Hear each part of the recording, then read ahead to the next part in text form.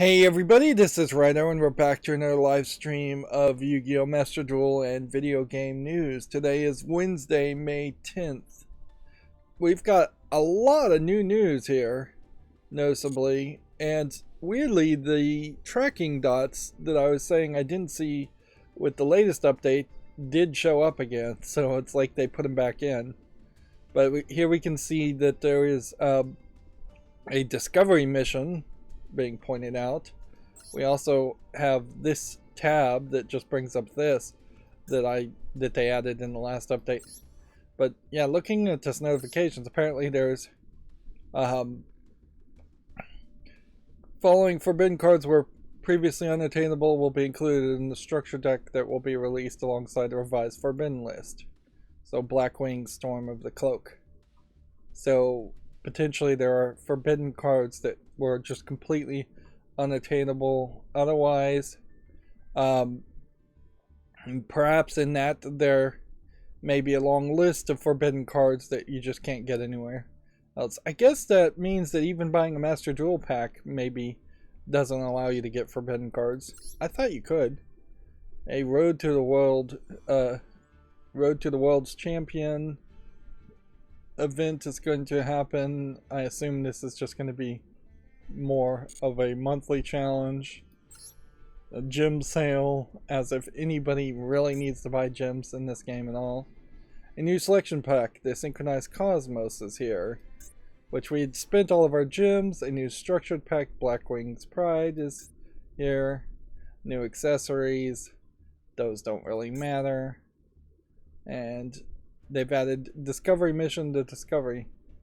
Discovery missions have no expiry dates and all players earn rewards by confirming and experiencing certain functions. That sounds very much just like the lifetime missions unless they reset, which at a certain point that would be very helpful if you did have just a resettable discovery missions over and over again. Also might explain why it seems to me like we're not getting daily missions so much. So first thing we do is we've got Blackwing Full Armor Master in ultra rare foil versions, which inherently, if you're giving everybody a foil version of an ultra rare card, it is no longer ultra rare, and foil then means absolutely nothing in that case. Seems like if we log in every day, we have 50 days to do this.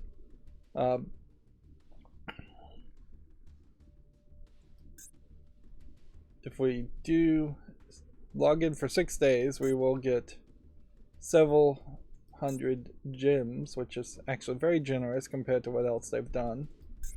But like daily quest wise, you still don't have a solo mission showing up. They've really, I think, just changed that, which is good. Perhaps I've changed it just because I've done most of the solo stories already. A login mission, a dual live mission, and then you have your lifetime missions, which are over your lifetime accomplish some of this. And almost certainly there are some more of these secret ones that I have not done. And of course getting the diamond is going to be almost certainly the last thing you accomplish.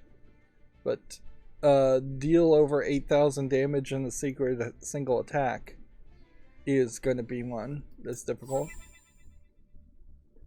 So Discovery Mission seems to me like this is being built around the idea of just doing things in the game itself, in the game app. Like, this is super easy. Check emissions, and that gives me a new icon. Edit a profile card, and I guess this would probably be tutorialization here. So like we can just do this. Edit standard regulation deck, edit your deck accessories, open the dual pass menu. Yeah, so we can do like all these right now. Just come over here, You come over here, you click the edit button here, that's edit 1. For that, do we have anything we really would want to play or change? Quick play and relax play almost certainly don't synergize too well.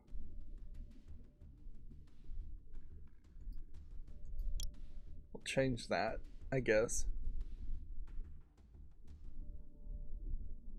I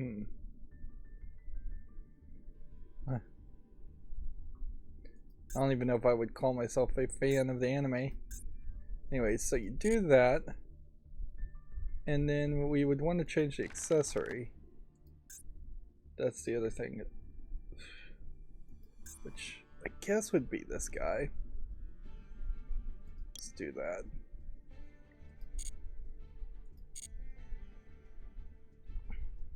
So that's 2.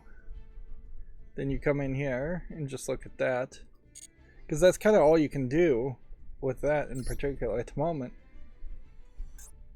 So we open the Duel Pass menu, we edited a profile, changed the deck accessories. Okay, that's a different thing than changing the mate, isn't it?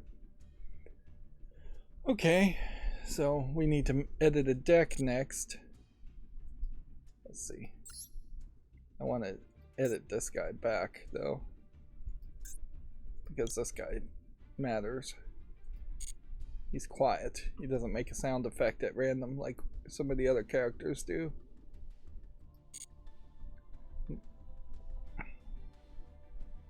Alright, so then you would have to come to a deck and then edit a deck, and honestly probably could get rid of at least one of these in favor of some other things.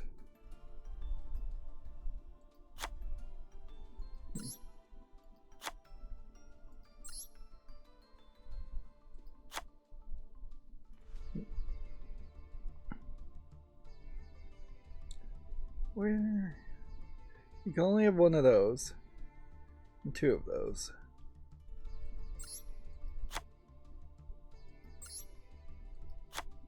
Well, why all of a sudden am I able to put more into the extras deck? I thought you could only have 15 in your extras deck. If I can have more, then why not just have more?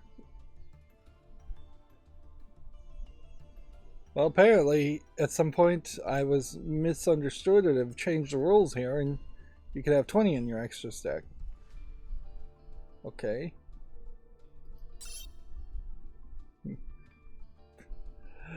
Well, that's weird. I guess maybe there's going to be a non-standard thing that happens at some point.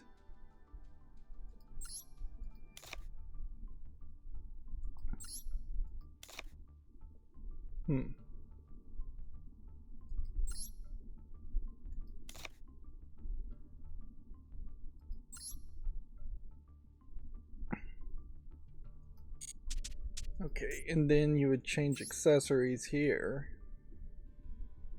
And you could change the card box. We could change the protector. Honestly, nothing really beats the Yu-Gi-Oh! Default card protector. I feel like even though this is a fairly simplistic background art, it works fairly well. This is a little nice, so maybe we'll try that. We could change the field, which I don't even know why this field would have been equipped. Like, none of the fields really matter that much. And then we could change the field parts, and perhaps if you change the field, it would make sense to change the field parts, but honestly, it's just fairly easy to keep things visually interesting. We could give the May to base, but I wouldn't want to do that. Or we could change the 3 main cards. Which... see if we could do that. Okay, so your 3 main cards would not be this. It would be this, that, and that. That would be your 3 main cards. Of course, if somebody sees your 3 main cards, you're giving them a hint as to what you're playing. All of that, though, is a lot of waste of time. And with that, that should be all the discovery missions. So we'll see if that does much for us.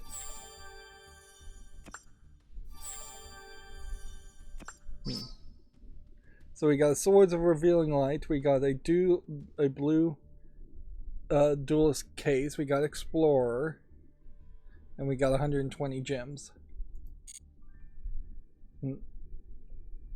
And as far as these discovery missions, if we get more of them, it would be interesting how many more of them they could really make, because there's just not a lot of different things they can push you to.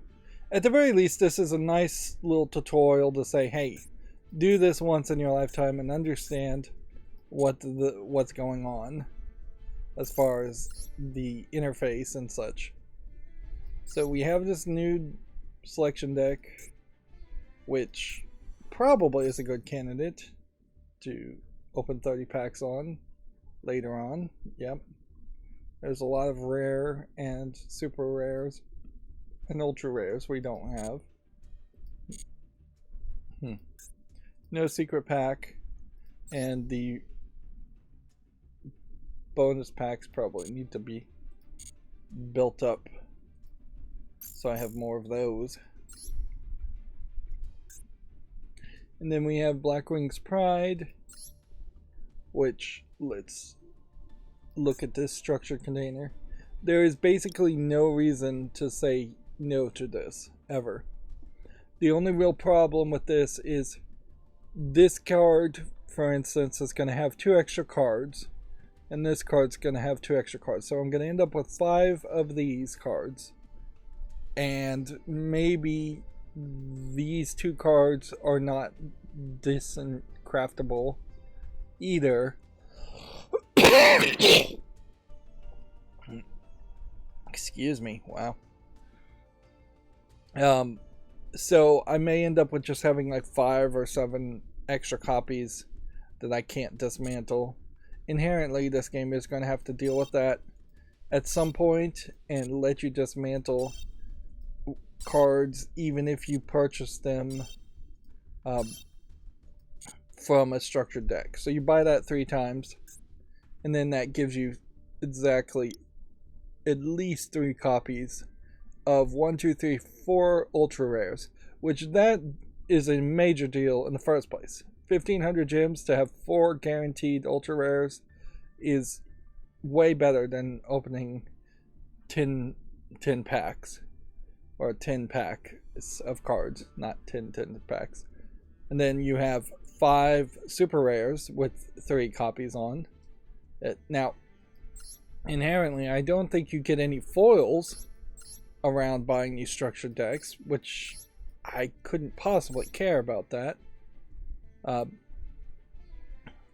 But yeah, 5 extra cards, which extra cards very often might as well be considered ultra rares, even though they have similar rarity setups. So yeah, up until this point, I've always bought 3 copies of these pre-built structured decks. It always makes a lot of sense.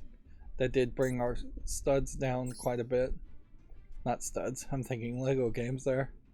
Our gems down a little bit, but whatever. And then just for consistency's sake, I'm buying all of this.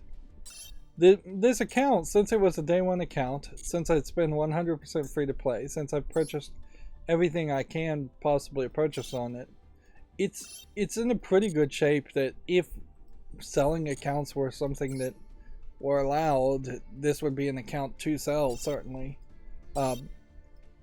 The only real problem there is previous events and not getting as high in ranked previous events, but that isn't a big loss. Then we just have barely enough to purchase 10 packs here, so I might as well do it. And you can see only one new card on that aspect at all. So we're getting diminished returns at this point after we accidentally opened 100 packs of the legacy packs. So let's come back and edit this deck and dismantle all extra cards. So of the extra cards, I'm going to get 90 rare normal crafting points, 100 rare crafting points, 10 super rare crafting points. Not really that much.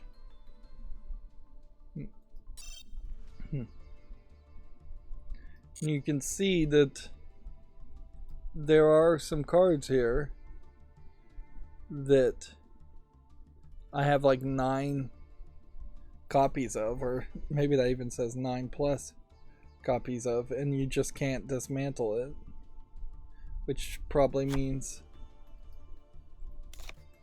that you get KA-2 Dis Scissors in a lot of pre-built decks. Yeah, I own 11 of these cards and can't dismantle any of them, which seems crazy. I own 10 of this card, can't dismantle any of them. 9 of this card. The numbers aren't super high as far as the number of cards that I do have multiple duplicates on, but they are getting higher and higher. It's right about here. You have 3 copies of this, and then you have 5 copies of this. So it's about 3 pages, I would say. And just for consistency's sake, I guess we'll check to see if there's anything new in the solo section. And then let's start playing Yu-Gi-Oh! For real now.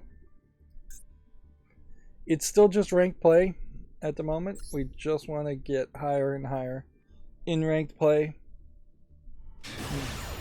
See, right now, if I was to hover over this card, I guess you don't see the 3 main cards. So you really wouldn't have a chance of getting a hint as to what they're going to play.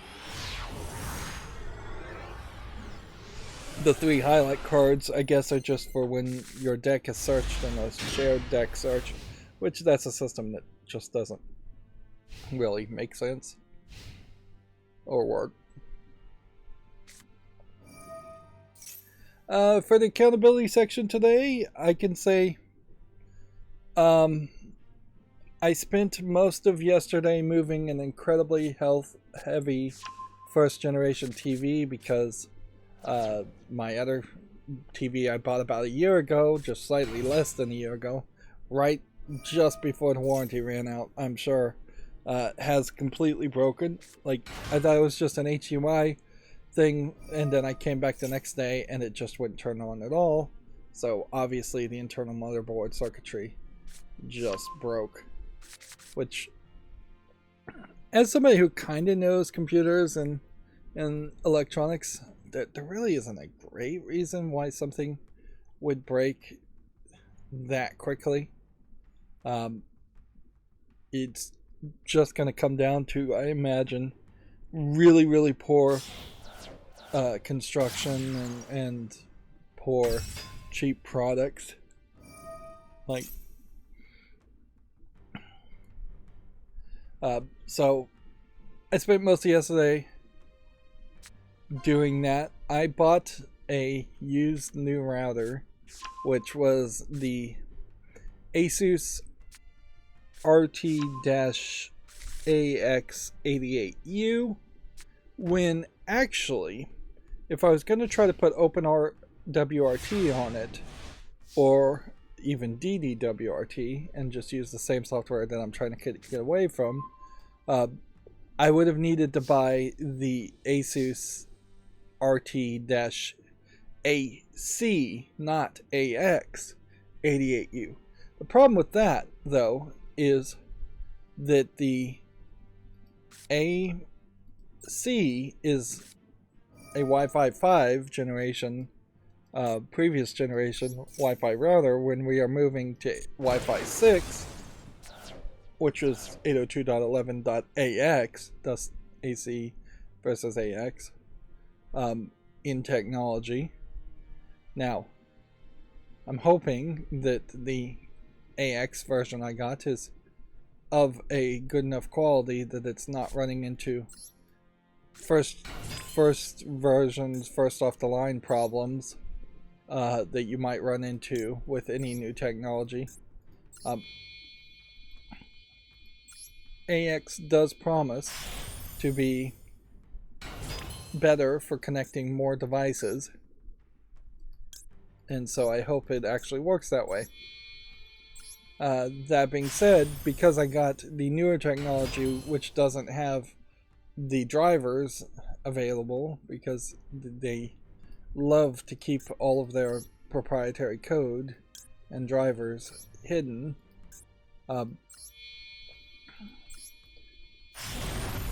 it's not supported by OpenWRT or DDWRT, which nearly screwed me to the point where I was thinking, okay, so I'm going to have to either just live with what this router has by default, or I'm going to have two routers, one doing just like the ad blocking and one doing everything else.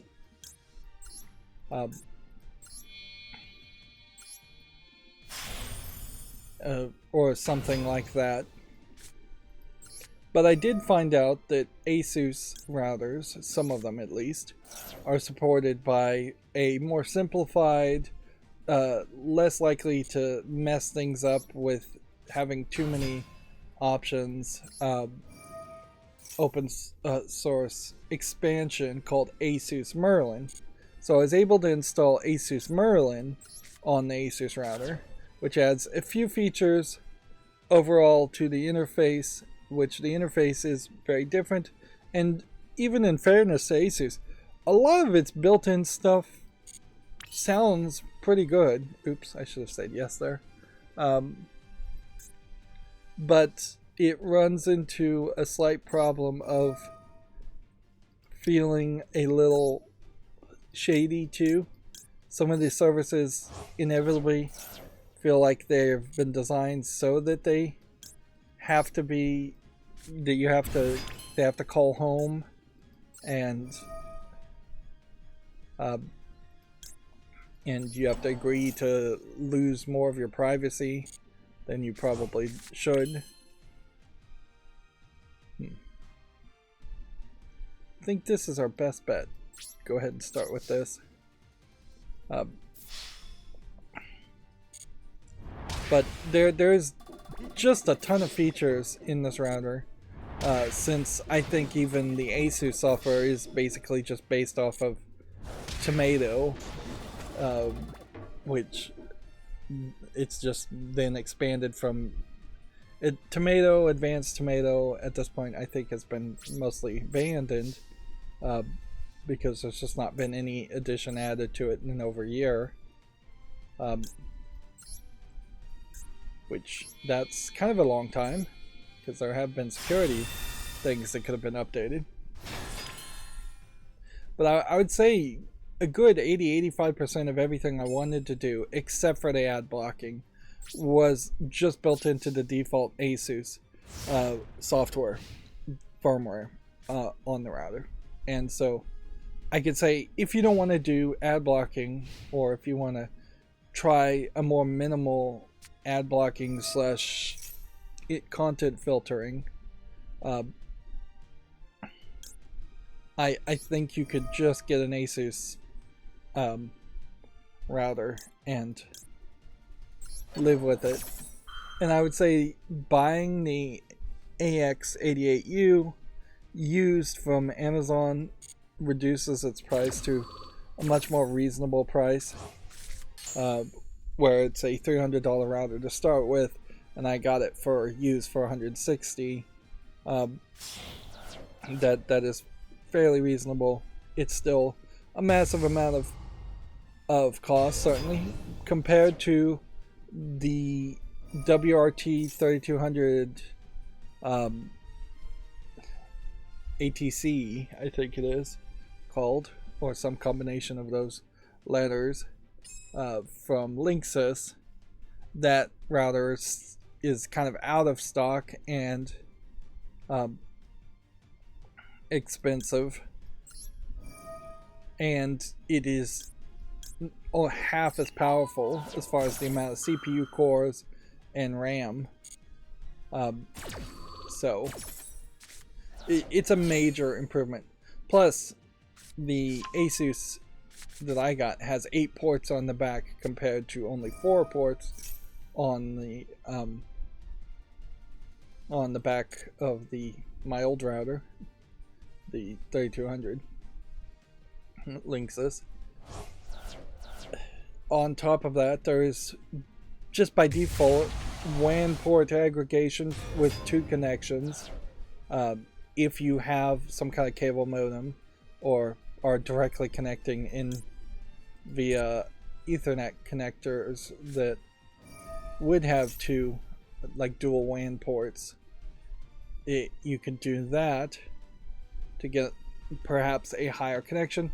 Although, in all fairness, it really only makes sense if you are approaching over 1 gig of internet speed, closer to 2 gigs, and your cable modem just has 2 dual WANs ports that are 1 gig each. Otherwise, if you have a 2.5 gig connection on the back of your cable modem, it just makes more sense to plug in 1 cord directly into the WAN port. There is also a capability of connecting 2 LAN ports, not the WAN ports, and doing link aggregation, but you would basically need a very expensive switch, which is what I realize I need to do. The switch I have is very old and won't support that. To support link aggregation is what it's called, or 802.3ab or 802.1. They've changed the name several times. LACP, Link Aggregation Control Protocol, which basically means you're probably going to need an expensive managed switch that would have been $300 or $400 depending on the number of ports minimum to do that. But for that to even just be built into the default feature set of the Asus router is nice. And basically 2 connections to 1 gigabits being turned into 2 gigabits only makes sense really to connect to a NAS and nothing else. They're not going to introduce 2 of those types of link aggregation ports on the back of a TV or a console or video game console, something like that. You just don't need all that extra speed. Even if you were just 4K gaming like crazy, or even 8K gaming internally, that you don't need that extra speed. So yeah, with the custom firmware that adds a little bit, you can then SSH into it and start using what is called intware, which is actually where a lot of the other packages, even in DDWRT, were coming from. So in that, there's a setup where I'm going to just slowly move almost everything into the default web site, web interface. As far as most of the settings, and then I'll install AdGuard Home, and that will replace my ad blocking setup quite a bit, and the DNS mask setup, and the DNS encryption setup.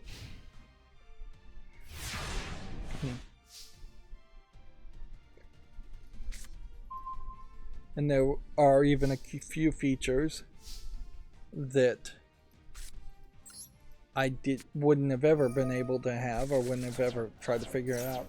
Very much I'm going to try and spend not a lot of time right now learning or trying to add new features. I'm just trying to get it rock solid and get it going at the moment. So I have no desire to try and get crazy with it.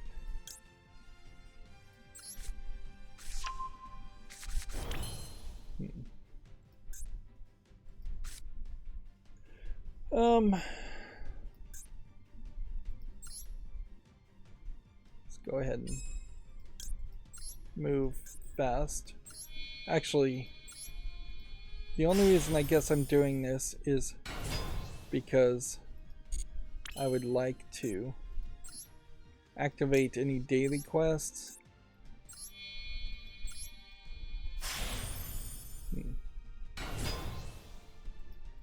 Or work towards any lifetime goals.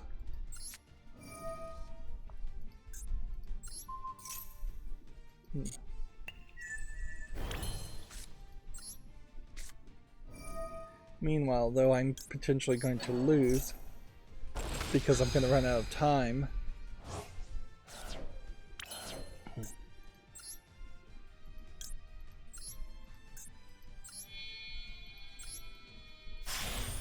So let's end it there.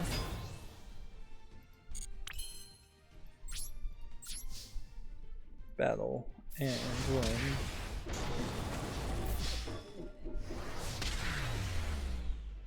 So yeah, I'm probably gonna spend the rest of today, tomorrow, parts away from Friday, working on this router and getting it all set up.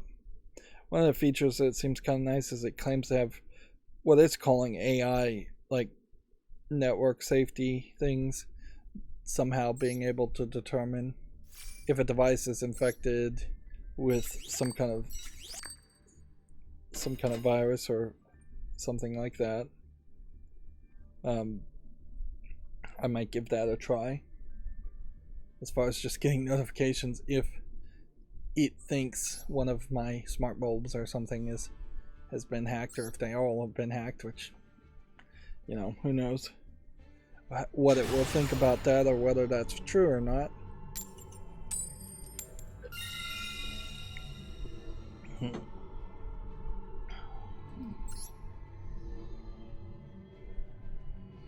But yeah,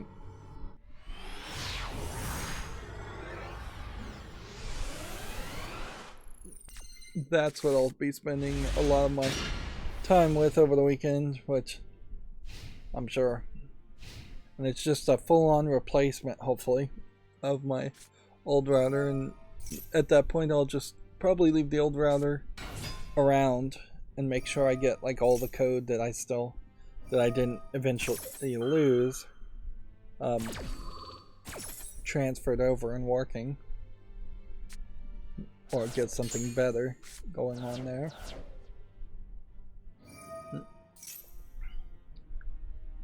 One of the problems with it, though, is that a lot of the features in the ASUS setup complain about not having a public IP address. It does a check where DDWRT doesn't seemingly do that check. So having both routers plugged in and trying to get them to work so I could switch between one and the other for a lot of these setup is not going to work. I'm going to have to unplug one, from the back of the cable modem and plug in the other and just swap back and forth. So that's gonna suck. Meanwhile, there's absolutely no progress being made as far as fixing my old router. I just think that there's some major settings problems there. Inevitably, it would make a lot of sense to factory reset it and just have it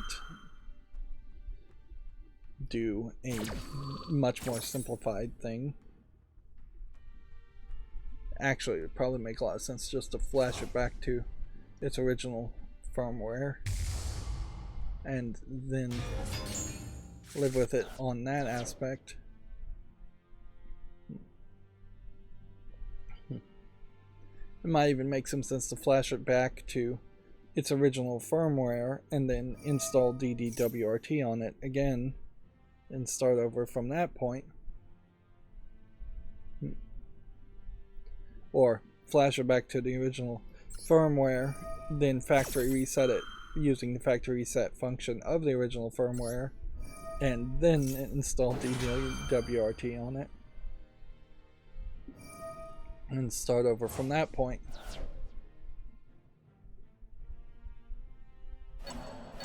There's a lot of work that has to be done there, certainly. Of course, none of this has anything to do with video games, so I'm going to leave it at that. And let's just move on. I did also play a little bit more of LEGO DC Supervillains. Like, I'm finished with all of the I'm finished with all of the main story and post story DLC, and now there's some side story DLC that I still need to do as far as levels.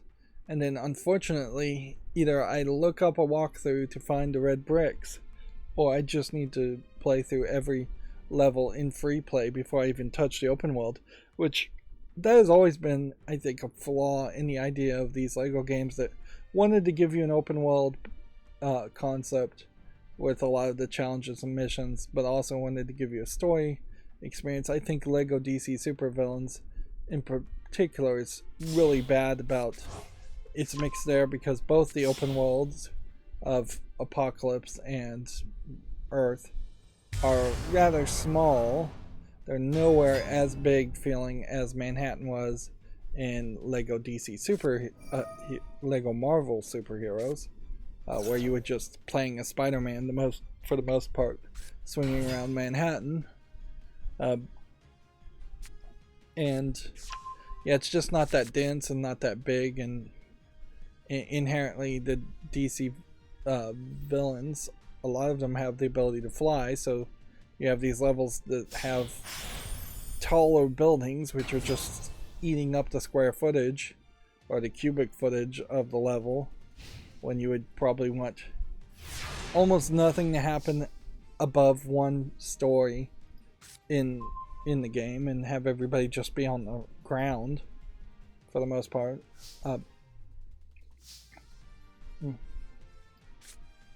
Okay, let's see if he over-prepared or if he can counter this.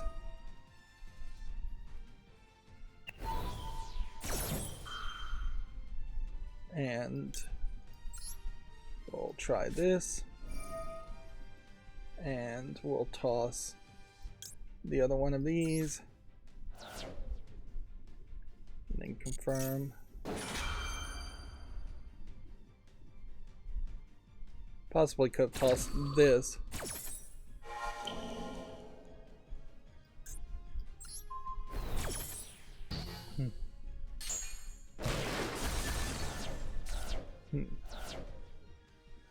So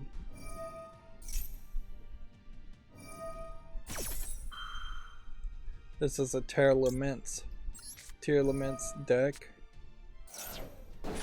and since he sent 2 in there, Ash Blossom can only possibly stop one of them.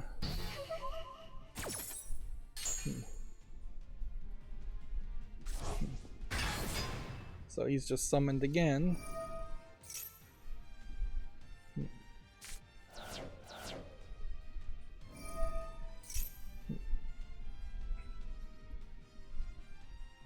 Yeah, this tiered laments deck may very well totally destroy every other deck.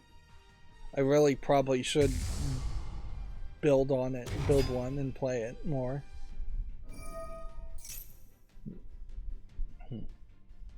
But we did get a new selection and structured deck, so there is a possibility that there are newer decks now that would be even better.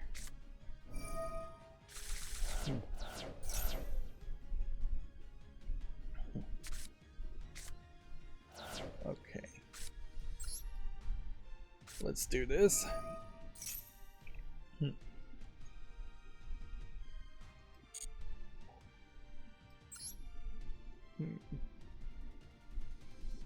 See whether we want added that we would just toss again.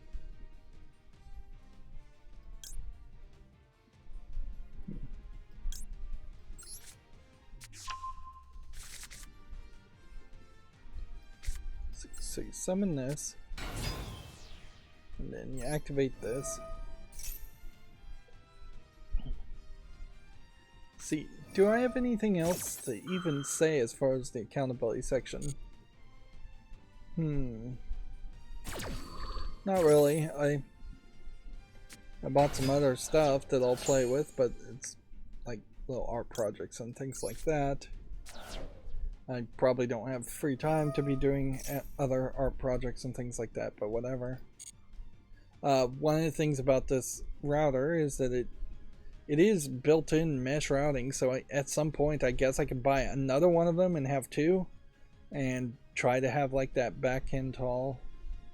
And I'm questioning whether I even want to try and change the channels that it decides to use, as far as just this.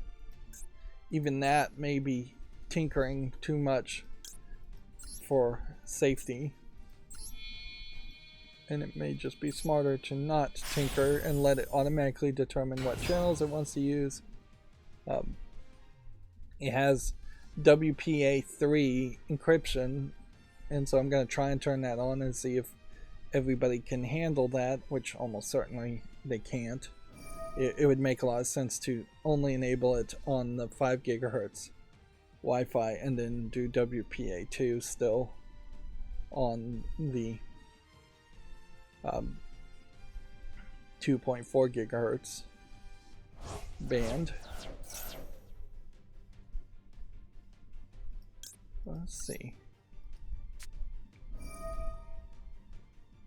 See if this can stop that from working.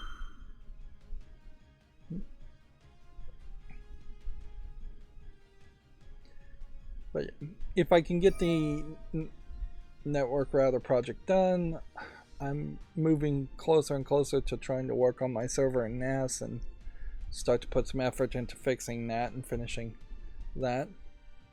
I removed one TV off the wall that was in my Lego display room, and I at this point, 10 years later, basically, when I put it up there, have not used it much at all, maybe once or twice in 10 years, because I've just never been in that room.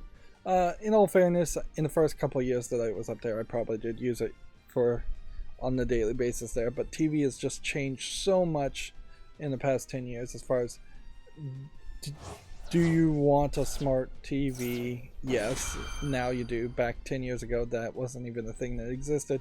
Do you want a surround sound 7.1? Ideally, yes, but you have to be in a very kind of unique position. In part, I also looked at a lot of the Blu-rays I had from probably 10 plus years ago, and I was like, I don't need to own most of these. Like, I just am not going to have any real desire to go back and watch these, or even if I was going to go back and watch them, there's not really a lot of reason that I would need to watch them on a Blu-ray versus streaming services, because you can get almost everything streaming now. Now, there are still some exceptions there. Like, a lot of the stuff I picked is more obscure things, so it's not quite a situation where I could lose every single DVD I own right now and just go on Amazon and then be able to cheaply buy either better, newer versions of those TV series or almost all the anime. You would struggle to replace a lot of my anime, and even if you did, it's going to still cost you quite a bit. And I'm still keeping things that do make some sense, that like Star Trek and Babylon 5 and things like that, Twilight Zone. Like, Twilight Zone's kind of a great example. Yes, every new year you can watch a selection of the Twilight Zone episodes, but if you wanted to just watch all the Twilight Zone episodes in order, you will never be able to see that on TV. And I don't know if there's really a streaming service that would let you see all of the episodes, particularly the last episode. The very, very last episode of Twilight Zone is almost never shown. And yeah.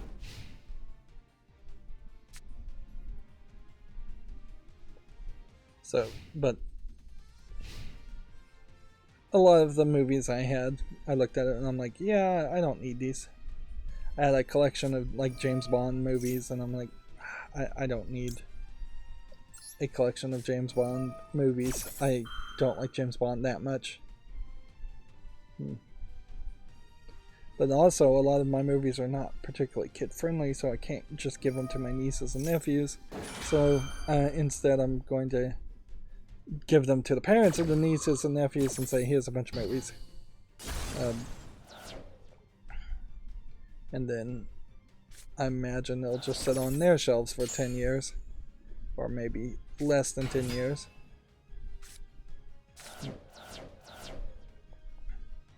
But yeah, I'm not giving away any of the anime or any of the ones that really matter to me. Just giving away ones that matter less. Yep. Which just that inherently also talks to the idea of I do want a 4K UHD upscaling like player to upscale the ones I'm keeping, but it would be very difficult to justify buying anything new.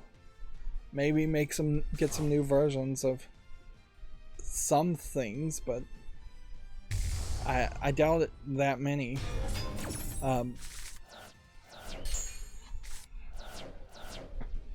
Like even the Stranger Things thing, if I take a step away from myself personally and just think about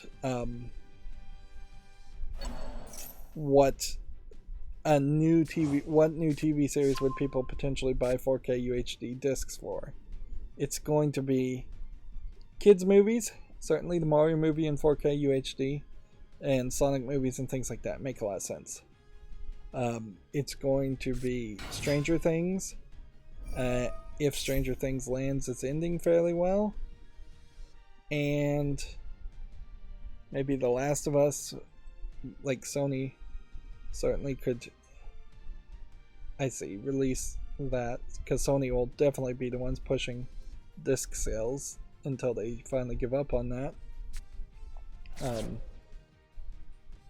It's kind of crazy that there isn't a like Google Android disc player that has Android built into it, as far as I know. If anybody does know of a 4K like UHD Blu-ray player that upscales and has the Android apps and smart TV features like that in the Google Play Store, that would be what I would exactly be looking for. But it definitely makes a lot of sense that since Android and Google are mostly all trying to get you to stream and watch YouTube or Google Play Movies, that they're not going to promote the idea of discs and try and combine the two, when you really would just want one device to play them all. Which I guess that inherently still probably pushes you back to buying a video game console. and video game consoles still wouldn't have the Android Google Play Store, and the benefits of that are potentially that you could install some apps that only a few people would ever use, like for instance having a smart camera connected to your Blu-ray player, your smart box, your TV box, and then anytime somebody rings your doorbell, you would get a notification while you're watching Netflix or a 4K UHD disc. But yeah, there's not a lot of disc-based content that I think is going to exist. Inherently, you would have said something like Game of Thrones and the Blu-rays of that would have sold really well, but Game of Thrones ended badly. We're right into this writer's strike, which I don't think we'll see any news related to video games around that, but yeah, the WGA strike is undoubtedly going to ruin almost all written content TV, whether streaming or just put on regular TV, and we'll probably just see a second wave of even worse unscripted nonsense live shows, or and yeah, TV was already garbage, so it's just going to get worse and worse. Oh, I did find out that Only Murderers in the Building had a season 2 come out, and I totally missed that on Hulu, so I'm trying to watch that. Keyword being trying, as my network's still messing up like crazy. So I'm watching a lot of streaming stuff. I'm not playing Lego DC Supervillains, which arguably there should be a better system. I don't think I could mentally do it where I would jump between one game and another game, and so if I got bored with one game, then I would have a bigger motivating factor to move to the other game and make some episodes around that. And I kind of am doing that with the live streams in Yu-Gi-Oh, but not really. Inherently, I've just been doing this YouTube thing relatively unsuccessfully for so long now that it has become a bit of a slog and a bit of a job to even play video games. And I've gone through a lot of the top tier games that I really wanted to play, and I'm now either burning through replaying old games that I have already played, or just playing games that are kind of random, and I, through my process, put on the wish list and said, okay, this is good enough to play, but I'm not super hyped around it. I kind of wish I could get into that hype situation where I would be willing to play a game on day one as soon as it launches, or as soon as I hear about it in general, but I also know that particularly this year we've seen every single PC game that was brand new be fairly buggy and fairly expensive, so it just does not make sense to play new games.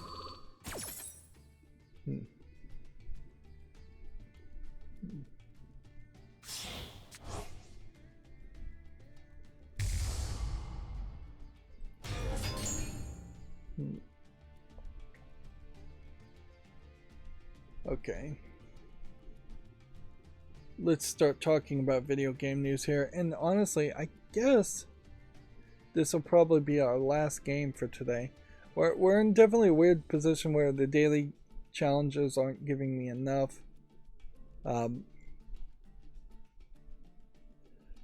They really aren't giving me enough to go one way or the other. As far as... Oh, I lost my train of thought here.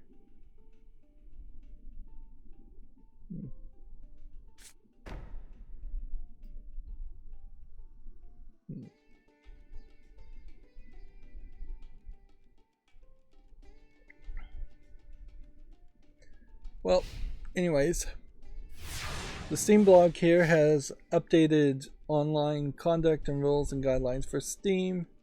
Beginning today, you'll see some. We've made some updates to rules guidelines. You can read both the online conduct rules and guidelines for Steam. This happened on May 9th to really no fanfare at all, just slightly surprising. Also, Steam Deck is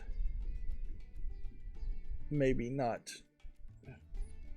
highlighting it enough, but they are making slow progress as far as just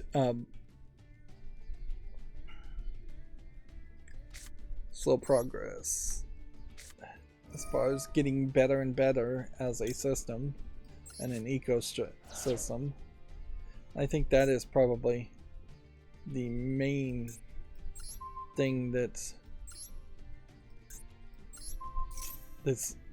the best part of Steam Deck, is that it is creating this standardized console-like device to play PC games versus Steam machines, where it was a very open and wild standard of a variety of different types of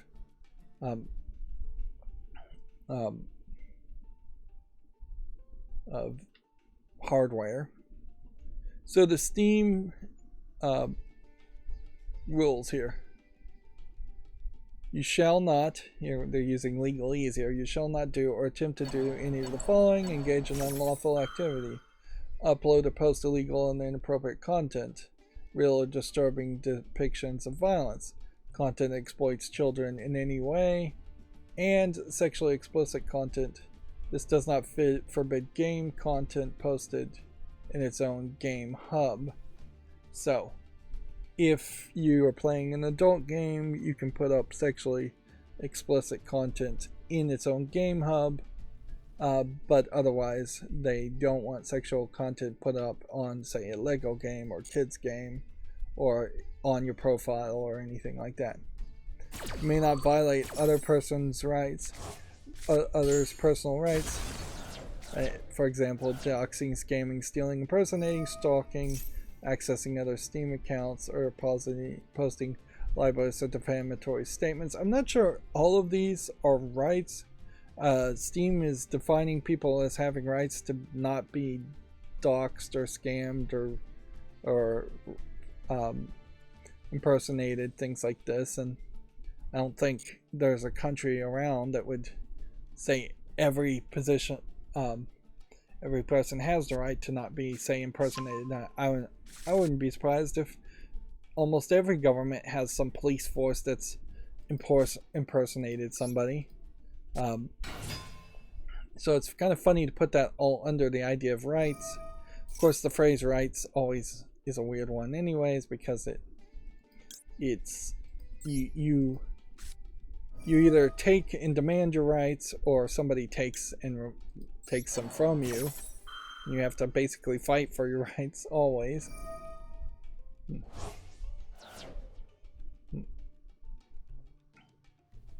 Let's see. You may not harass other users or Steam personnel, including trolling. So no trolling, no baiting, no threatening, no spamming, no intimidating or using abusive language or insults. That's a fairly wide and general things. These are all very general descriptions, which I kind of prefer these rules to be somewhat general, instead of trying to write it in legalese, and then it just becomes a point where people can try and argue what is the meaning of the word is or shall. That being said, trolling in some games is a lot more accepted, and baiting in games, I think in general, is accepted. Intimidating in games is almost certainly accepted. And let's just be honest, abusive language and insults, there is a wide scale there. And the idea that you can't do any kind of insults, like "man, you suck," when playing a game is really asking too much. You may not disrupt, damage, or manipulate Steam, artificially manipulating Steam reviews or other content, or automatically generating Steam accounts. It may not disrupt or damage other users' computers, uploading or linking malicious software such as a virus or Trojan, or instituting an attack on another user's computer. A lot of these feel like it would be fairly hard as just a player to do this. Some of these kind of feel like they're designed for game publishers too. You may not cheat, such as running cheat programs, smurfing, or artificially boosting your matchmaking rank. So they're just straight up saying no smurfing, no cheating. You may not violate other people's intellectual property rights. It's funny how this is always added to everything. All of these rules, it's always like you must protect Disney and their copyright. So you can't upload materials you don't own the rights to, use another trademark or copyrighted material, or infringe on someone else's patent, trade secret, or other proprietary right.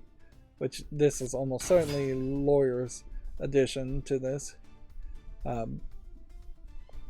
You may not improperly or gather or distribute information, such as harvesting or otherwise collecting information about others, including email addresses, distributing surveys, interesting, multi-level marketing materials, chain letters, or junk email.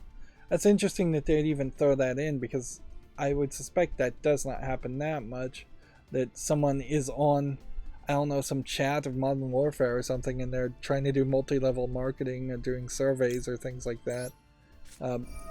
Obviously, some of these are going to be, some of these rules are going to be enforced way more often than others. And you may not engage in commercial activities such as posting advertisements, running contests, gambling, buying or selling Steam accounts, selling content, gift cards or other items, and begging. Which, honestly, that might hit even me, as far as just saying, hey, I'm a YouTuber, on my profile page, please go subscribe. That technically, I guess, might follow under begging rules.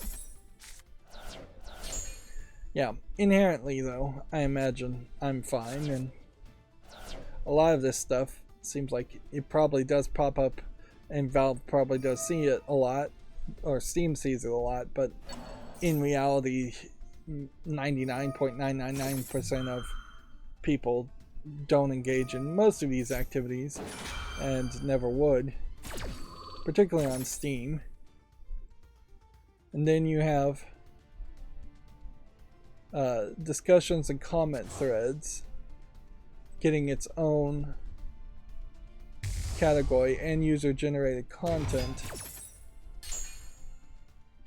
So there's an online content rules, which is what we just looked at. That was online content. So theoretically you could do everything offline, and they couldn't enforce it or care about that anyways. But then they are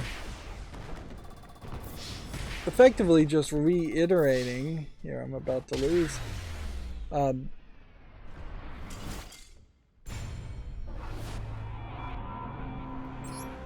what I imagine is their biggest focus, which is just the comments and Steam discussions and comment threads, which I bet they do probably spend more time than they would like. That's all the daily awards for today. Moderating what is effectively hundreds, if not thousands, of mini forums that each game gets. So they don't want insults or harassments. They don't want threats or encouragement of harm. They don't want trolling or baiting arguments. They don't want discrimination. That's one I missed in the online rules. Or they didn't use the phrase discrimination, at least. They don't want bypassing words or content filters. And they don't want public accusations towards others. Which, in all fairness, I definitely wouldn't have ever considered Steam's forums to be a free speech zone in any way. So it's not a yes. Theoretically, I would say free speech should exist everywhere, but in reality, I wasn't really expecting it in game discussion threads. Here's one that I um, try to use, and frankly, I'm going to reuse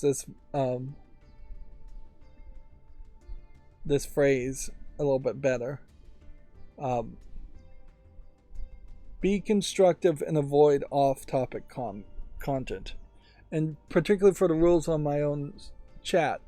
Like, I know as soon as I put any roles in, I see a major drop in the number of people commenting in the chat, because the people that were commenting in the chat were very much not being constructive or posting off topic content. But I also feel like my rules perhaps come off a little too aggressively, and it may very well be pushing some people to not bother to comment in the first place. But yeah, this is definitely what I'm looking for, is for constructive comments and avoiding off-topic content. So, examples of that they are pointing out is spamming, posting topics in incorrect hubs, reposting closed, modified, or deleted content, derailing a discussion or topic, which, yeah, derailing's a big issue, or bumping threads, which, okay, bumping threads too just adds useless information. Although, if you were going to make a new Reddit, the idea of bumping being built in probably would make a lot of sense, to say, hey, I'm still here, I'm still interested in a response or a discussion here, like to come back a year later and say, hey, yeah, this is interesting, I'd like to talk about this more. Having just a button where you could bump could be very useful. Arguably, maybe there is a way that you could even have people self-identify their post as spam or as off-topic or as trolling, or better deal with archiving things so that people don't feel the need to repost closed, modified, or deleted content. Often when something is closed, modified, or deleted, it's because the moderator is hiding that content and doesn't want it phrased that way or shown at all. And yeah, if you could get somebody to self-identify and say, here's a branch where I started from this topic, but I know this is derailing the topic, so let's branch off and make our own topic from that. Commercial content's not prevented. Advertisements, referral promotions, recruitment, gambling and raffles, and giveaways with entry requirements. Interesting that they're saying specifically with entry requirements. Pretty much all of these are scams. Like, even if they don't fall afoul of your local laws, almost always these are scams. Advertising products in general is a scam. And I mean, like, even a Coca-Cola commercial is effectively a scam, because it is trying to change your mental state, your thought patterns, and brainwash you effectively into buying something that you don't need and wouldn't have wanted to buy before you saw that commercial. And in many cases, with the example of the Coca-Cola commercial, they're brainwashing you in childhood. They're brainwashing you decades before to think, well, when I want a drink, I want a Coke, instead of I want ice water or just water, which is the only healthy drink to really exist. Other drinks are healthier, certainly, than the sugar water of Coca-Colas and things like that. But when you're drinking tea, you're adding things. You're usually adding sugar, which anything with sugar is not good. But there may be milk, you could say, just pure milk, whole milk for kids might be somewhat healthy, but almost everything else has either a lot of preservatives in it or a lot of sugar in it, and it's just not stuff that you really need to be drinking. And in the long run of a lifetime of drinking it will inevitably cause you some physical problems. Discussions or engage in unlawful or prohibited activity, engaging or facilitating real-world violence, exploiting of minors, bypassing Steam's mature content preferences. That's probably a better way to phrase it. Doxing or posting personal information of others users. There is kind of a problem here, that even this rule, it says personal information, but celebrities in particular often lose the legal protection of having personal information. And so, say, posting that Donald Trump was found liable for sexual assault yesterday, which that really did happen, that's not personal information per se, because A, it's through the court system, and this is immediately public information because of that. The public has a right to know. But also B, because Donald Trump is a former US president and celebrity, and so you get into more narrow questions, like when a celebrity is on a topless beach, do they have a personal protection in which they should have about the same privacy as anyone else on a topless beach, or because they're a celebrity, is it fair to take those photos and put them on the internet? And that's even a bad example, because arguably if you're on a topless beach, you're in public anyways, so you probably nobody, if they're a celebrity or not, has really any personal protection there. It would be more a case, I suppose, if a celebrity has a sex tape made in private. Is it fair to leak out the sex tapes? And mostly the laws have said no, it's not. It's not to the point that celebrities lose the protection of personal, private information just because they're celebrities, if it's a private thing intended to be private in the first place.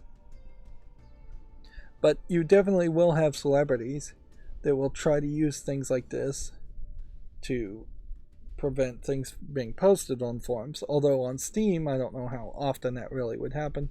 And this is hardly as draconian as, say, the right to be forgotten laws in the EU and the UK, which on one hand, I could see the argument around the right to be forgotten. I just think perhaps the implementation of those laws are kind of badly written.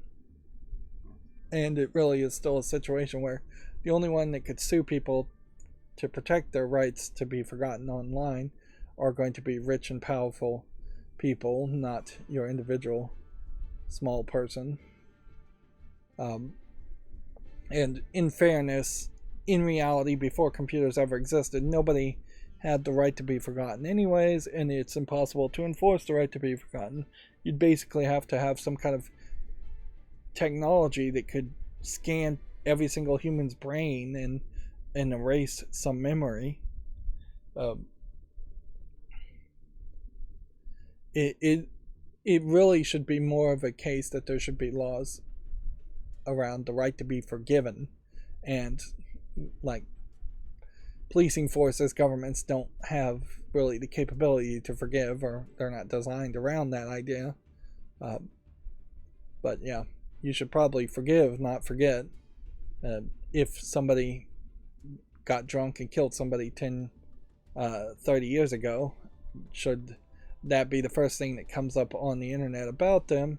Or should there be some law that says, all right, this person has served their time and they've paid restitution, now is the time to potentially forgive them as a society, and expunge those records from the internet.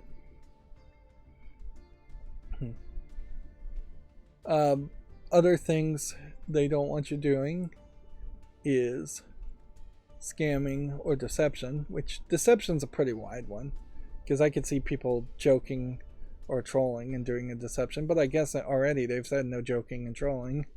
So they really want these discussions to be very dry if they enforce these as strictly as you could. And they don't want encouraging or engaging of piracy or theft. It's interesting that they point out piracy in particular, as I guess even Steam is saying piracy is not theft. It's its own separate thing. Which, yeah, most of these are very generic things that you're just not going to see a lot of people engaging with or saying, and it's all going to be enforced by whatever gets flagged. I imagine there's less than 20 people that look over all of the flagged content on post. As far as user reviews, this is going to be a hot topic. User reviews give players an opportunity to share their experience with games they've played, while also enabling other players to make confident and informed purchasing decisions.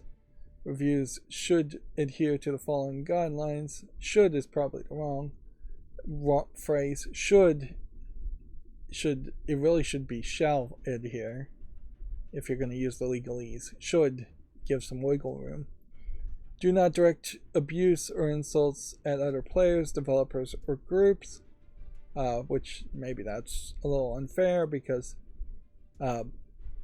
abuse or insults may be deserved against the developers. In a lot of cases, do not include threats or encouragement of harm. Do not use reviews for commercial purposes.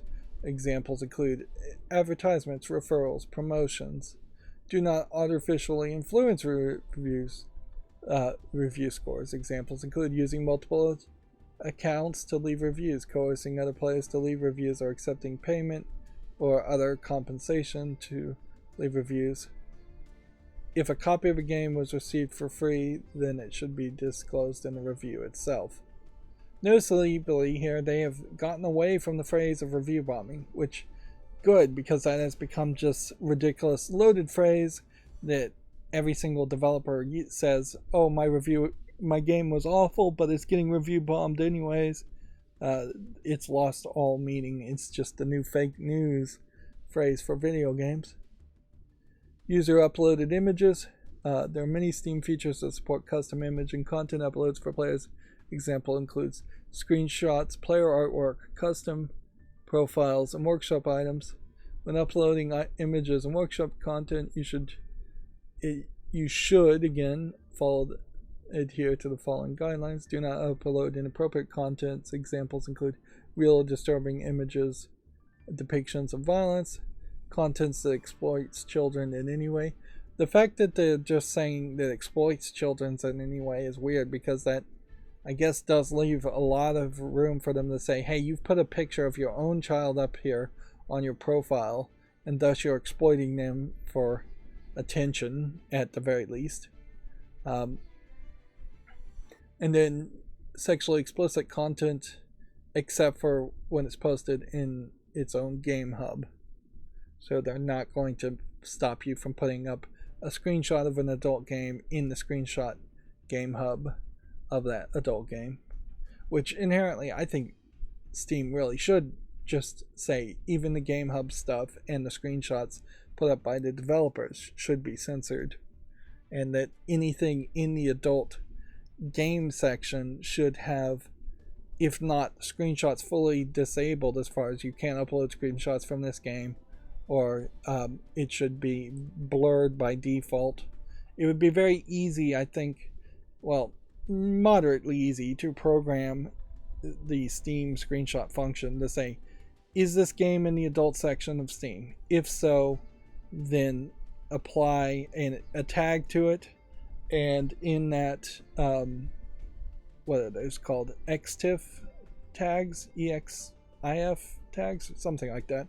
Like in the photo, you could definitely put a tag in the photo of explicit when the screenshot is made, and then by default all those screenshots would be blurred on the Steam webpage first and foremost, and you'd have to click on each individual picture to see it. And then you can find a nice middle ground there. Don't bypass Steam's mature content preferences. Don't upload content you don't have rights to. Don't upload images of other people without their permission, which, yeah, on a non-video game website, again, that would be kind of a weird rule to say you can't put up picture of celebrities in particular without their permission. Don't use content to harass, abuse, or otherwise disparage others. Honestly, this second rule covers, I think, this first rule, so having a separate rule is weird. What's funny here is, like, so you can't upload a picture of Gabe Newell as a meme, apparently. That seems to be what they're saying. Don't advertise commercial content, which, as a streamer, I mean, the banner on my YouTube, on my Steam profile, is kind of advertising me as a streamer, which is kind of commercial content. Make sure content you post matches the space where it is posted. Examples: don't upload Dota artwork to the Counter-Strike hub. And then Steam community groups allow players to create private and public community groups, each with their own discussion hub, announcement systems, and group chat rooms. The creators and members of these groups are responsible for ensuring they adhere to all of the guidelines outlined below. Groups that allow violations of these guidelines will be removed, and their accounts involved with uploading the content may be restricted. So you can't make your own private group that says anything goes. You still have to follow these rules.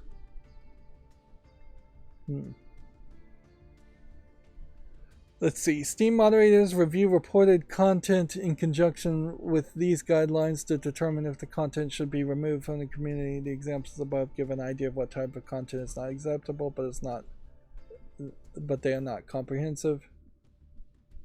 How can it be reported? There's a reported content article. What are mature content preferences? Each player Steam has account preferences. See, even in this, Steam is admitting that they really have not told people that by default you are in the censored Steam and you can't see any of the adult content. You have to go to your account preferences and take it down. Why do moderators lock or delete discussions? Because often moderators are power freaks and controlling.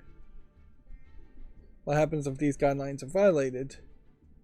Content violations will be removed from Steam. Generally, you will not receive a notification if that occurs, with no further information. Generally, you will receive a notification if this occurs, with further information and an option to contact support. A cooldown for specific features, such as the ability to use community features relevant to the banned content, may be temporarily removed from the account. For example, if the avatar is removed, the account may lose the ability to upload a new avatar until the cooldown is expired. No saying how long that could be. It could be forever, it could be a few hours. And then accounts that repeatedly violate the guidelines risk temporarily or permanently losing the ability to use all features within the Steam community. Inherently, though, it doesn't seem like if you violated this repeatedly that you would end up being banned from Steam completely. Although I think that probably is still an option on the table. Moving on to the next story, because we spent a lot of time covering that, and it's probably worth covering that, though, because you have a situation where the similar rules are going to be applied to, I'm sure, PlayStation and Xbox, but PlayStation and Xbox and Nintendo haven't put out an update or haven't put out an article for us to cover. So Netflix, a new Netflix app, Insider Preview, is available. If you have an Xbox Series X, you have to launch the Xbox Insider Hub app, navigate to Previews Netflix, select Join, wait for the registration to complete, and install Netflix. It is only available for Xbox Series X consoles. So, a better Xbox app is on its way. But this does get back to generally what I was talking about as far as just how many of these shows, particularly from Netflix, where most of these shows have been canceled, would you particularly buy a 4K UHD from? And I guess what I could say here is Love and Death and Robots, being an anthology series of animation, would probably look great on a 4K UHD. I think most people would potentially make an argument around that. But let's see. I don't know what this one is. Don't know what this one is. Don't know what this one is. Haven't watched Money Heist.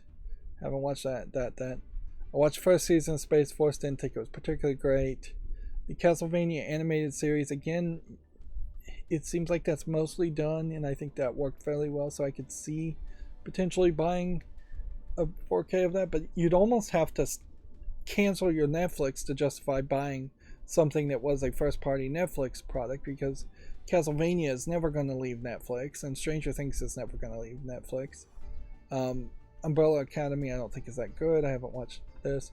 I've watched Russian Doll, but I don't see a lot of advantage as to why you would want to watch it, unless it just had a whole bunch of extras, and particularly from Netflix, if they were gonna make like deep Blu-rays of their products, they probably wouldn't make a bunch of extras, because they haven't made a bunch of extras on their streaming service. I don't know what this is or this is. These on the edge are dimmed out, so it's fairly hard to read them. Don't know what that is. I tried to watch this one, this Midnight Gospel, didn't get it. I haven't watched that. Big Mouth has a new season coming. I think that's pretty good, but again, it's not particularly well animated. It has an awful animation style intentionally, so you don't sexualize the kids' characters in this sex comedy series. Maybe not. Maybe it was the spin-off of Big Mouth that they announced a new season for. That's possible. But yeah, I don't know why you'd get a Blu-ray of that. The Irishman, I didn't watch. Didn't watch that. Didn't watch that. Didn't watch that. Didn't watch that. Eurovision is a parody, I think, of Eurovision. Didn't watch that. Now, Lucifer, they finished that series, but it would be hard to justify what is a effectively Monster of the Week series for the most part, until they get to the big bad. It would be kind of hard to justify needing to own that on your shelf as a Blu-ray. I guess that there is kind of a Buffy the Vampire type feeling to Lucifer, and since the Fox DVD or Blu-rays that they demastered, basically they did such a terrible job on that, makes trying to watch Buffy the Vampire Slayer impossible. You might try to watch that instead, but that's not one-for-one comparison, so that doesn't make any sense. If Netflix was going to be really smart, they should get the rights to a bunch of old shows like Buffy the Vampire Slayer and just reboot them. And maybe with the strike in particular, you could see that happening, where you have a bunch of TV channels going, hey, let's just do the exact same episodes with the exact same writing. We don't have to pay anybody new for any writing at all. Exact same lines of dialogue. We'll just get a new actor in there that's fresh and young-faced and say, hey, look, you cannot diverge or improv off the script, or you can improv if you want to, but we can't rewrite anything because of the strike. But we're just going to shoot this. I think at a certain point we'll probably get just AI-generated people with AI-generated voices remaking shows, which, yeah, or turning live-action shows into animated, still realistic, like video game graphics type games. I assume this is Arrow. If it's not, I have no idea what that is. But yeah. this both highlights that there really isn't that many first-party owned Netflix originals that are that interesting, and highlights the fact that even of those major successes like Stranger Things, it's increasingly unnecessary to have discs made. And Netflix has announced that they are shutting down their whole disc mailing service, which you'd be surprised. I imagine most people are surprised to hear that that even still exists.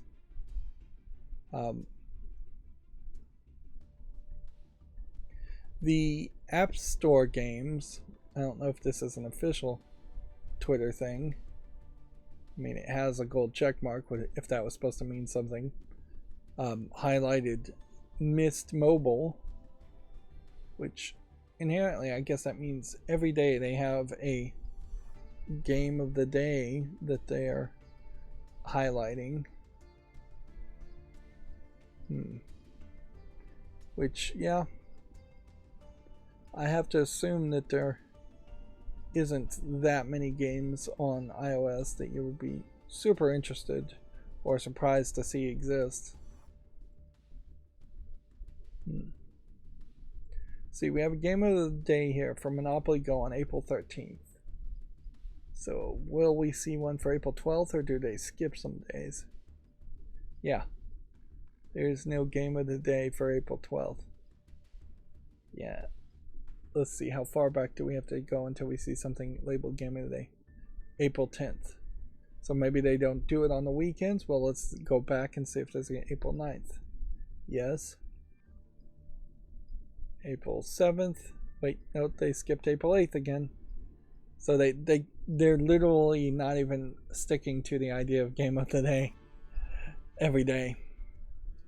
So my YouTube shorts that show off 3, 4 plus games on Steam every single day is doing a better job than Apple's App Store is. But surprising no one, Apple is obviously not interested in video games, and I just don't know if they have a really good reason to not be interested, but I'm blurring these because I'm trying to figure out why these tabs were left open. There was a reason, I'm sure, but... Oh yeah, here. Respawn on the 8th proudly tweeted that they banned roughly 3,100 players colluding in ranked matches to trade kills for ranked points earned. As always, if you encounter a cheater, please report them via the in-game tool. Which, okay, fair enough. Let's see. Sonic Frontiers speeds to 3.5 million copies 6 months after its release, so Sonic Frontiers doing fairly well. I don't know if Sonic Frontiers is on PC, but if it is on PC, I feel like I would be willing to give it a chance. I almost look at Sonic Frontiers, as far as the footage I've seen around it, as it's almost a Mario 64 for Sonic, more than it being an actual Sonic game, which is an interesting thought, certainly.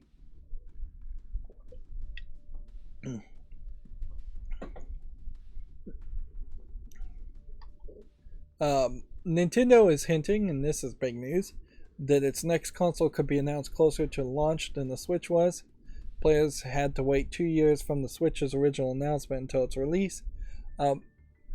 Now, inherently, when you think about the Wii U and what a muddled mess that was as far as marketing, as far as people not knowing whether the Wii U was an accessory for the Wii or whether it was a separate console completely, it was a separate console completely, and people just did not get that message, and it did not sell well. So because nobody bought the Wii U, I imagine they announced the Switch fairly early in their development cycle, whereas we're now in the exact opposite situation where everybody owns a Switch, even people like me who probably don't deserve to own a Switch for as little as I played it. So now they can just take their time and continue to sell games like Tears of the Kingdom at a marked up price on the Switch right up until they decide to announce the Switch 2 or whatever the new console is going to be. I wouldn't be surprised though if we get somewhere around a month before Black Friday and Nintendo announces the Switch 2 or whatever it's going to be called for this Christmas Black Friday season at full price. We still perhaps have a little bit of part shortage issues, but that's going to heavily be undercut by just whatever the Switch 2 actually is. But it seems fairly obvious that Nintendo is drying up as far as new games that they really want to put on their current gen hardware. If the Switch 2 is like not backward compatible, that would be weird, but that might change things. Or if games are being promised to be somewhat cross-platform compatible, in that a lot of games will be in the same cartridge as the Switch 1 cartridges and playable in Switch 1s at a lower resolution, which at a certain level, if that's all the Switch 2 is it's just like these games now have a upscaling GPU graphics chip in them, and so things look better and are more 1080p or even maybe 2K on the Switch 2, but the games are still exactly the same. That would be a weird decision, certainly, but if that's all the Switch 2 is, then that would lower the amount of sales potentially. But if it's twice as powerful, twice the amount of RAM, all the things that it really should be, then it still would probably be a little underpowered compared to the Steam Deck, but hopefully a little bit cheaper than the Steam Deck too. Although competition is going to be tight there. If a Switch 2 is what's being released, and they're not releasing some kind of walled console competitor, something closer to an Xbox Series S, if it is a Nintendo Switch 2 that they announce as their next console, it's got to be somewhere between that $200 to $300 price tag as the Steam Deck. Otherwise, there's going to be a lot of argument to buy Steam Decks instead. In fact, almost regardless of what a Switch 2 would look like, there's going to be a lot of argument to buy a Steam Deck instead anyways. Particularly if you're thinking that you could get kids who are potentially a little bit older. If your kids are, say, 13, 14 years old, maybe even 11 or 12, you might be able to convince them to say, well, the Nintendo is kind of the baby's console. Let's go play the Steam Deck and play more mature games. Unfortunately, with that thought process, you mean actually ESRB rated M for mature games in most cases on the Switch and Steam Deck. On the Steam Deck, not the Switch. There really aren't a lot of PG-13 or T14 teen plus games out there on PC or even on consoles. Let's see. TubeBuddy, for YouTubers out here, was advertising a thumbnail AI tools that I'm sure these are not part of their free things because they basically don't have anything new being added to their free things. But this is an interesting idea where you have a heat map generator that is either scanning the images and running some kind of AI algorithm to say, I see a human face here, so this is where people go, or it's doing a heat map as far as where people's mouse cursors hover or click. And I don't think that information really is available to TubeBuddy, so it probably is an image that's being scanned. That being said, I'm not sure if any of this really helps you much. And just not being able to create thumbnails ruins your YouTube channel. I think I can attest to that as somebody who's just not capable of doing that. And then having AI write the perfect title for you might be an interesting tool to play with here too. Let's see. Use our AI analysis of your thumbnails to give a predictive score of how likely your audience will click on them. Win more clicks by using AI to easily write optimized titles for your video. Reach out to new audiences by creating YouTube shorts that are backed by AI insight. So, as far as predictive analytics, you would have to be a legend rank for that, and you'd have to be a pro rank for the title generator and the thumbnail analyzer. So yeah, you'd have to pay for it, and inherently you get into this catch-22 where paying a service like TubeBuddy to maybe improve your number of views is you paying to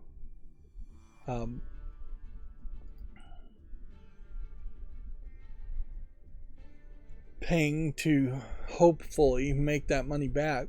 For most YouTubers, small-time YouTubers, $4.80 a month is ridiculously too much. You're just not going to get that back in ad revenue.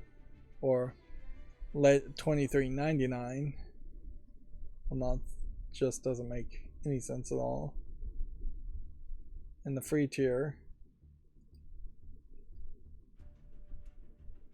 has, I imagine, quite a lot missing from it. In fact, there's almost nothing I do with TubeBuddy anymore. I tried to use it, but I just did not get anywhere with it. And that's mostly just because it doesn't really help you. And when you look at like TubeBuddy's own YouTube channel, their own success on YouTube is 100% built around putting out videos, giving very generic and often not much of any suggestions at all. They don't really know any secrets, and I don't know if anybody really has been helped too much by using even TubeBuddy. And then Video Games Chronicle, as far as big stories today, says that development of Nintendo's next console is reportedly progressing well, but the launch isn't planned before the spring of 2024, a Nikkei source has claimed. So, my off-the-cuff assumption and thought here that it would be potentially for fall of 2023 is being undercut by a Nikkei source that says nothing before spring of 2024. Which, yeah. Tears of the Kingdom is coming out like in a week or so. So, it may be even shorter than that. It may be out now for all I know. So, maybe Nintendo could release a couple more games for the rest of this year and ride it out. Fine. But yeah, they definitely need to announce a new Switch. And then it's definitely just going to be a matter of evaluating what this next Nintendo console is, whether it's a Switch 2 or something else. Just trying to figure out whether that's going to be a valuable thing or not to see. Alright, let me open the other tab here, which I didn't have set up correctly. Alright, and then we'll start going through video game news. Come on. In general. So Video Games Chronicle articles. I think I want to burn through all of this fairly quickly since it's already been an hour and 44 minutes. Bungie has won another Destiny 2 cheat seller lawsuit. Which, yeah, it seems like these lawsuits are just going to keep on going, and we're going to hear more and more about them. I guess inherently, the news, video game journalists are helping video game companies quite a bit here because they are reporting on these stories. Whereas if these stories didn't get reported on at all, then it would be less valuable to the video game companies to try and sue cheaters who are almost certainly never going to be able to pay them back. Although the fact that Nintendo was able to throw somebody in jail for creating cheat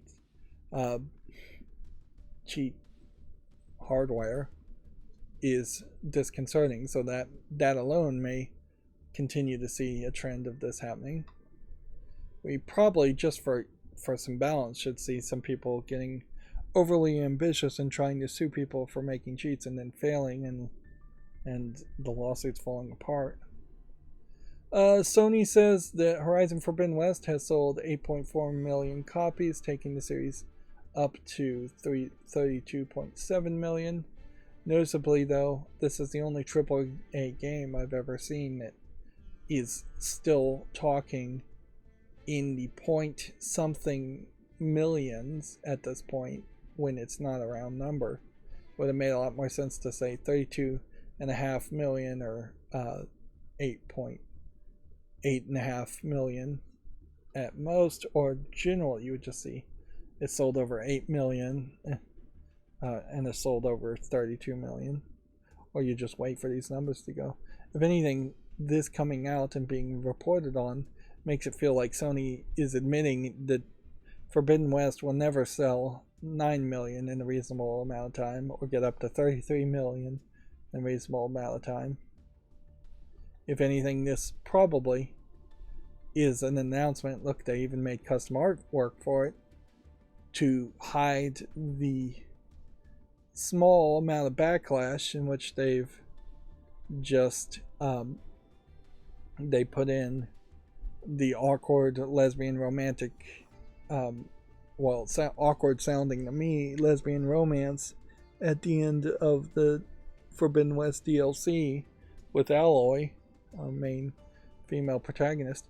At one point, feminists would have definitely been upset with the idea of a woman just all of a sudden becoming a lesbian and kissing another woman. I don't even know if you would say that's becoming a lesbian in today's way of thinking, but at a certain point, feminists would have said, hey, that's just a male fantasy fulfillment.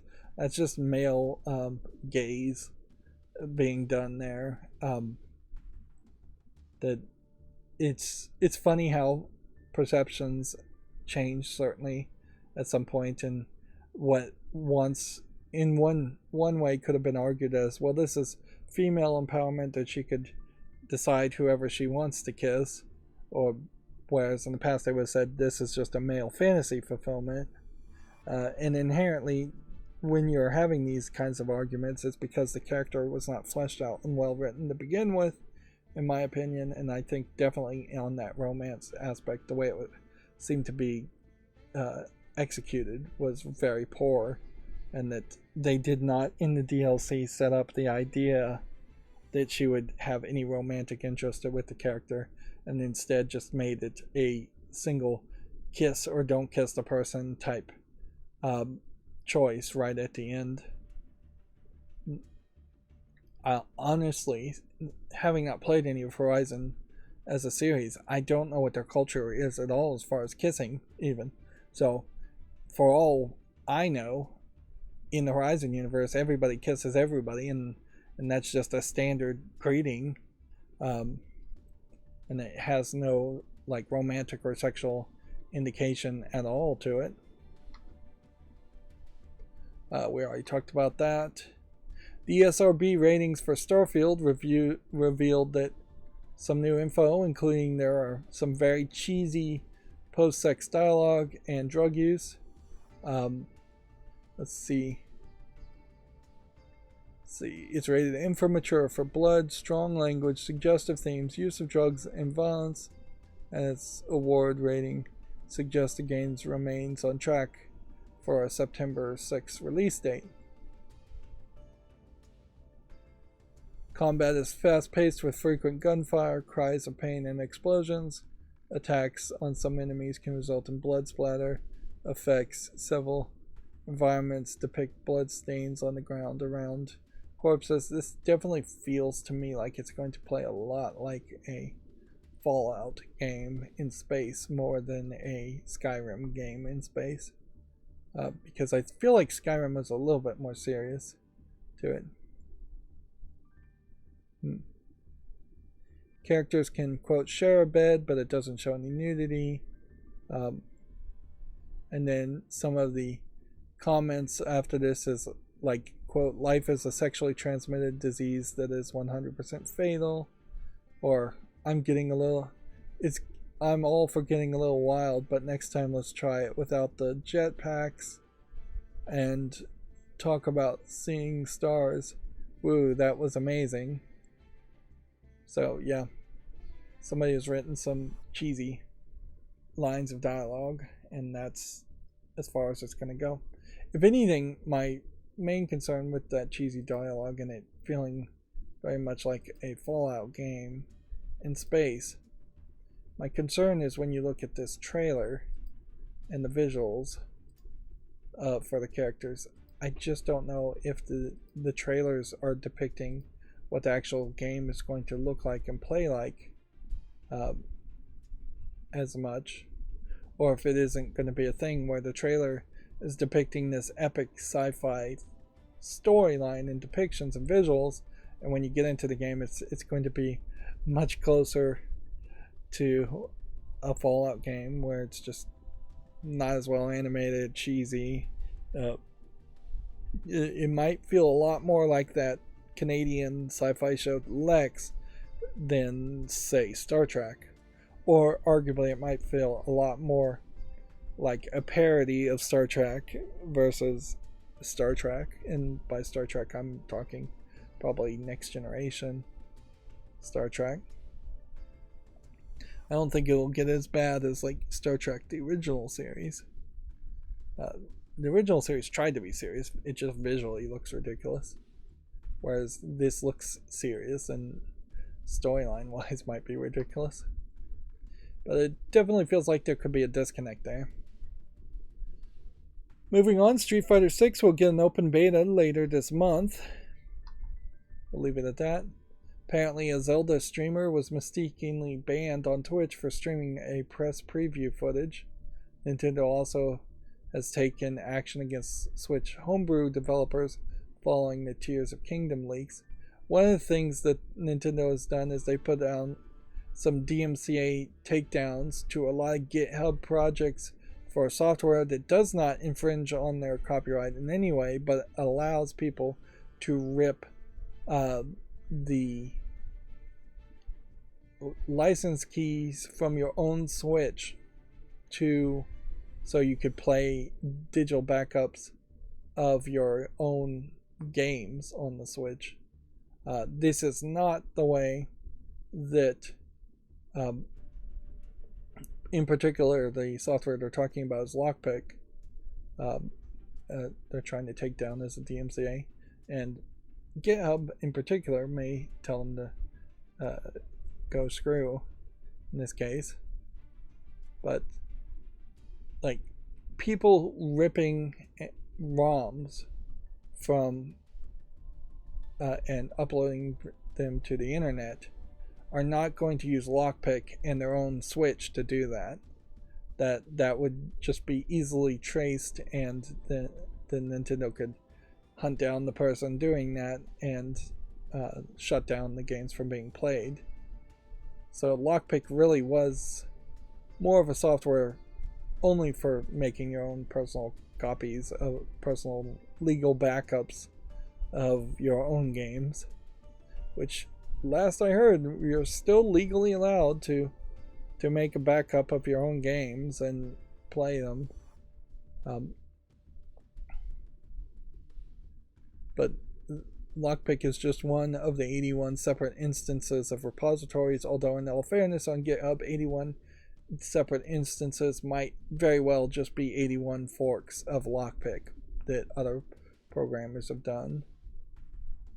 Of course, this is one of those stories by Video Games Chronicle that is just all over the place because they're talking about two completely separate things. One of these is Twitch being incompetent and banning somebody, and the other is Nintendo being evil and trying to do DMCAs. These should obviously be two different stories completely. Moving on, Jedi Survivor's next major patch hits consoles today and PC later this week. This may be a slightly old story, so maybe that happened yesterday. I did look at Jeff Gersman. I don't even know why I'm bothering to talk about him. Apparently he has like a Patreon exclusive podcast thing he's doing now. But it's a nostalgic podcast talking about what he did when he first started his career, instead of being a podcast that, instead of more promoting his podcast on his YouTube channel that is free for everybody to watch, talking about modern video games and what's happening right now in video games. And he still really has not gotten a good background or just done anything that he should have done on day one to make him look professional. Because of that, I mean, we're approaching probably somewhere between 6 months to maybe even 8-9 months since he was fired from Giant Bomb. Like, he should have done a lot more, certainly, and progressed a lot more, and had a lot more subscribers. He does have 32,000 subscribers, which is about 32,000 more subscribers than I have, certainly. But he's not really getting talked about, and he's not really doing anything amazing. At least Nextlander, which is the other Giant Bomb people that were fired, they have a lot more better polish on their YouTube channel. But also, I still don't think amongst the three of them they're doing particularly well, which inherently that makes the sad admittance that it really is just GiantBomb.com's name recognition that was valuable in that company, and whatever company owns Giant Bomb made the right gamble there and said, you know what, we can fire these expensive people and hire new people and replace them just as well, probably save some money in the process. And that's ridiculous that that's the outcome, because Giant Bomb itself has always been designed around the idea that it was a collection of personalities, but they watered that down as they slowly lost people and gained people, some of which was not their fault, but a lot of it was that people were coming and going, and as soon as like one person left the team, I think that was the first crack that led to Giant Bomb eventually just losing all of its original members, which I think that's basically where they are at now.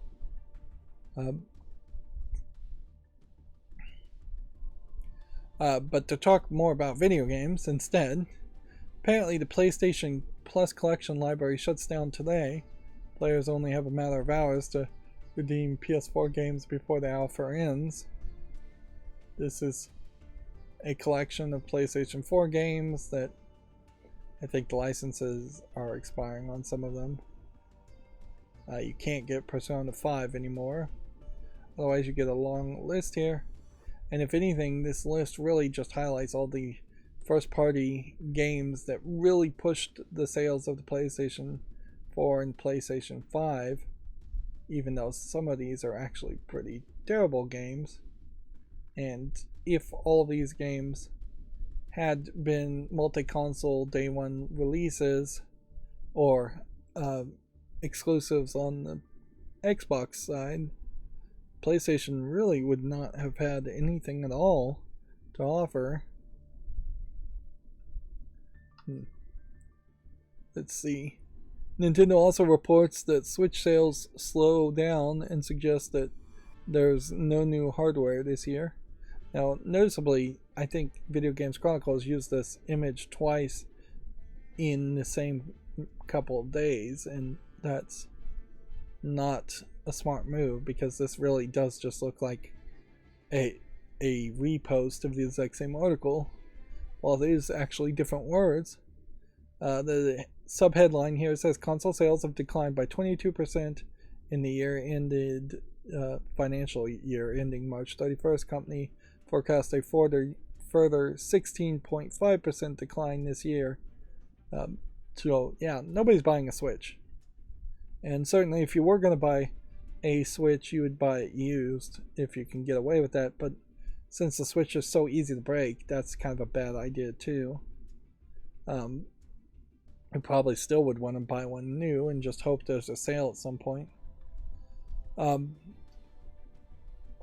Mario Kart 8 Deluxe top seller, Animal Crossing New Horizons, Smash Brothers Ultimate, Legend Breath of the Wild, Pokemon Sword and Shield, Mario Odyssey, Pokemon Scarlet and Violet, Mario Party, Mario Brothers U Deluxe, and Ring Fit Adventure being the top 10 sellers. Significant amount of Mario games here, which argues that they're going to have to really struggle to make more Mario games for their next console, or focus on a different character, which I doubt they can do with the Mario movie. Arguably 2 Animal Crossings over the lifetime of the Switch would have made a lot more sense. 2 Mario Karts would have made a lot more sense. 2 Smash Brothers. Perhaps 2 Zelda games that weren't in the same series. You did get 2 Pokemon. Mario Odyssey being a basically launch title also points out that there really were only 5 games better than the game available on day 1. Splatoon noticeably not listed here. 2 Mario Parties would have made sense, and a Mario Brothers U Deluxe just being a port of a Wii U game being in the 9th spot also highlights that there really weren't enough games or good games released on the Switch. So in a lot of ways, even though the Switch sold particularly well and Nintendo profited from it, I don't think the Switch is going to be remembered in the long run as one of the best lineups of games ever, compared to, say, Nintendo 64, which had a massive amount of games. And yes, a lot of them were terrible, but there was just so many of them that there was also a lot of good ones. Or NES or Super NES, which had the exact same situation, really. Well, NES in particular, where there's like 800 NES games or so that were released, and so it's very easy to pick 100 to 200 really good NES games. Whereas the Switch, if I was to look up exact numbers, I bet there's probably 200 or 300 Switch games that have been released. Unless you include all the eShop games, then you probably are going to get the numbers up to thousands.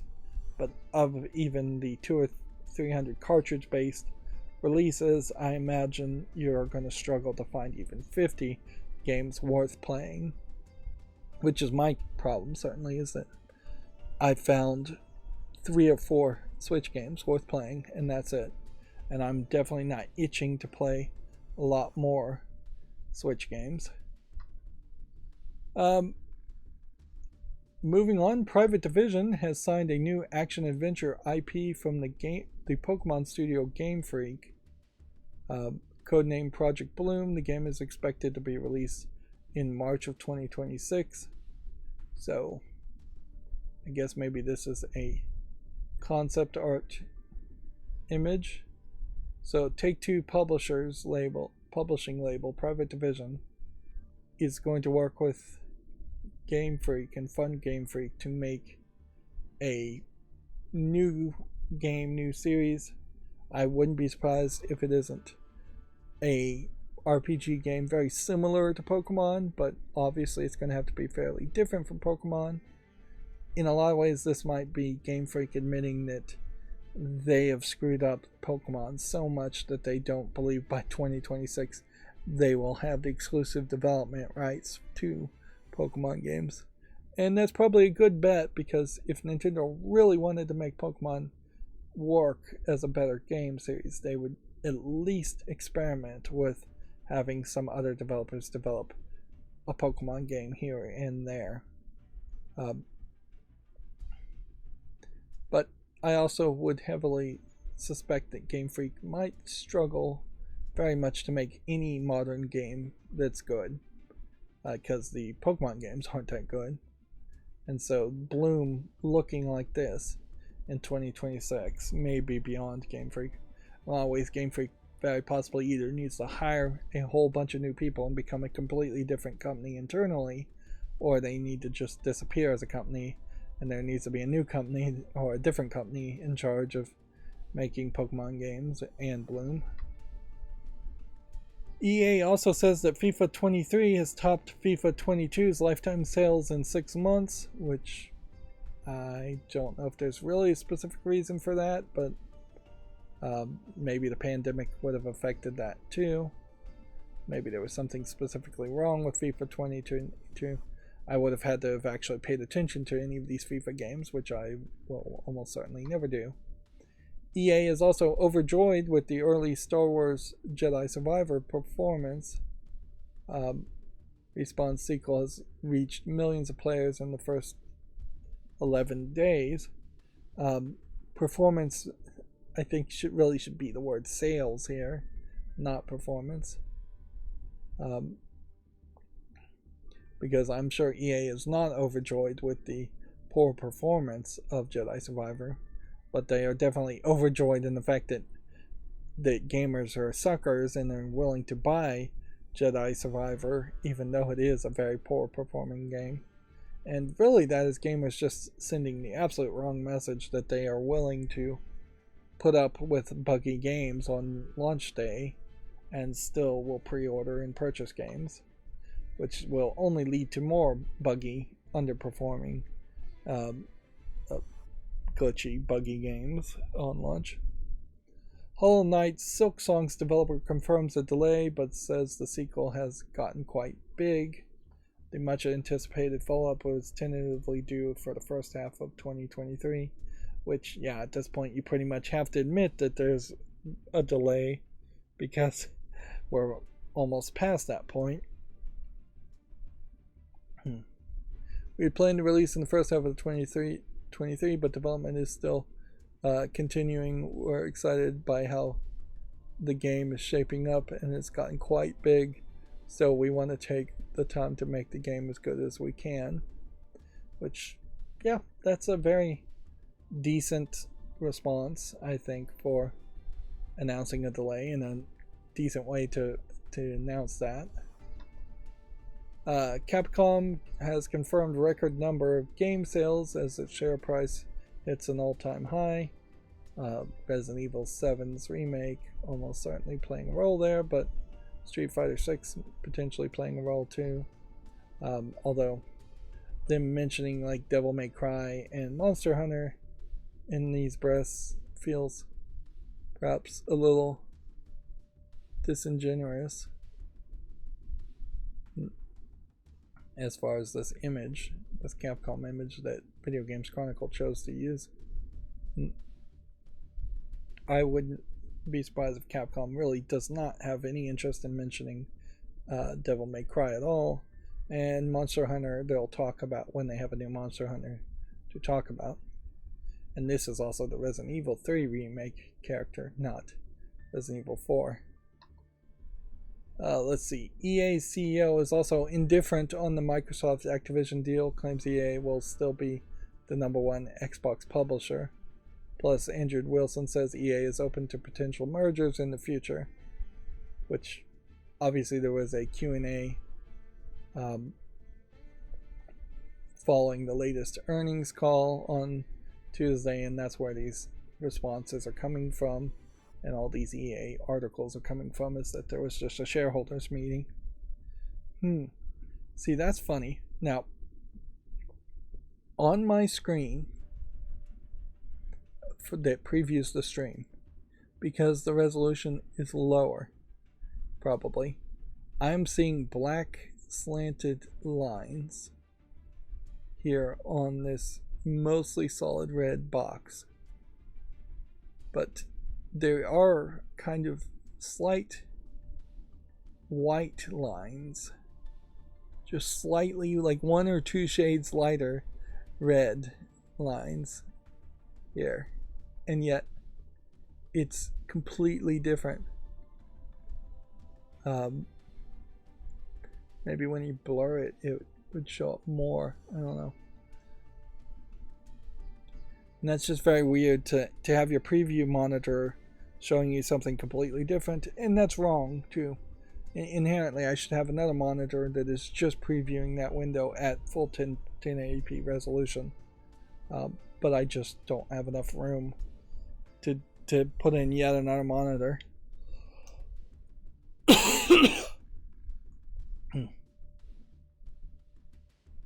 I did find out when looking at potential new TVs, like ideally what I'd like is a tabletop table, which is way too expensive, and put a TV in that flat laying down. And TVs lying down these days are probably fine because they're so light.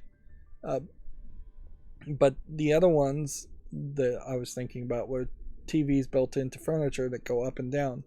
And while the furniture itself is incredibly expensive there, the mechanism to attach a TV to go up and down is actually relatively cheap. That being said, TVs aren't really designed to go up and down, so it would make a lot more sense to put a TV on the wall and then have a painting on a mechanism going up and down in front of it, if you wanted to hide it that way, unless you have a situation where your only place you can put a TV is in front of a window or something, and then the TV going up and down. So theoretically, you could spend $250 to get a cheap mechanism and screw it directly into your wall in like 4 bolts there, and then 4 bolts into your floor, and just mount it to the room to go up and down, and cheaply do it that way.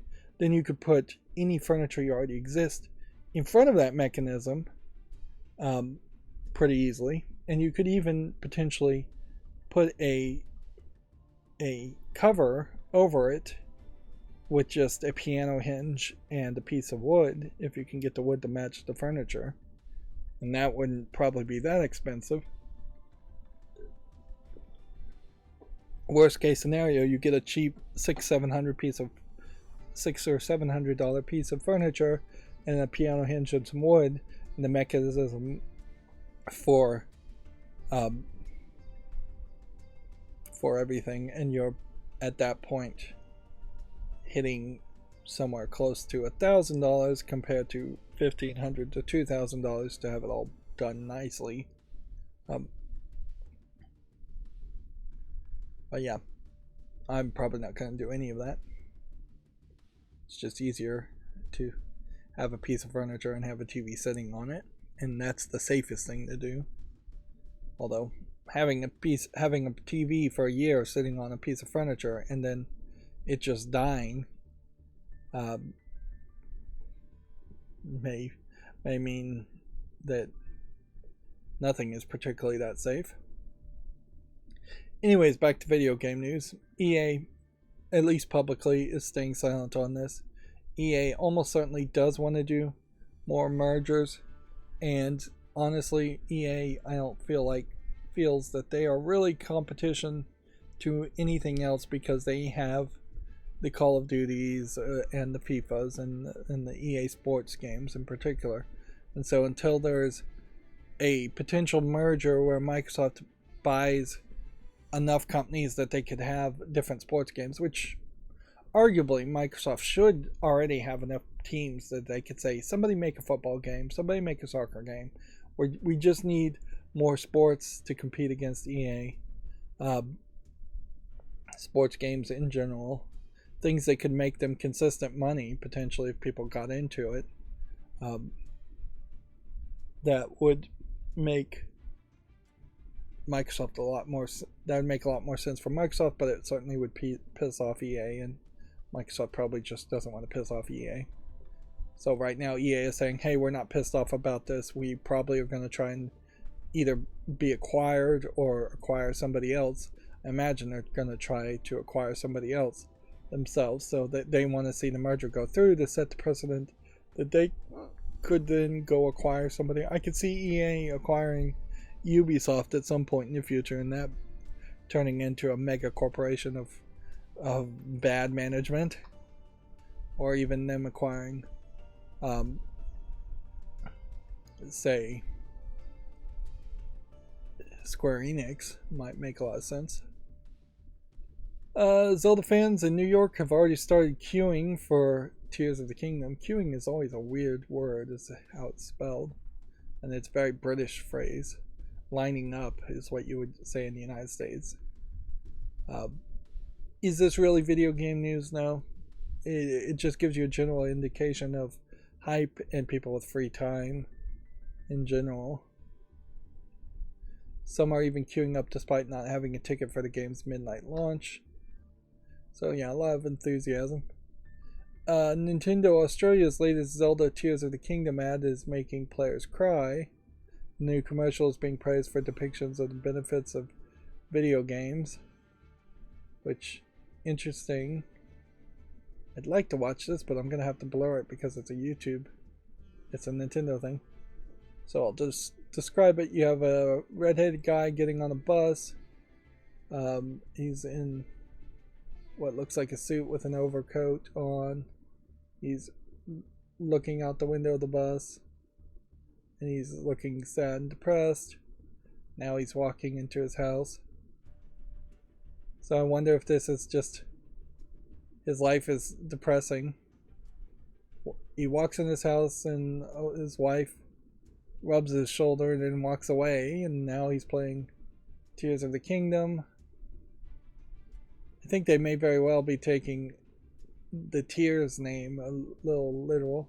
He's now smiling and looks like he's having more fun. Slightly more fun, not really a lot. It's showing him playing Tears of the Kingdom and building a boat so that he can try to reach a new area, and the boat just was poorly designed and fell over.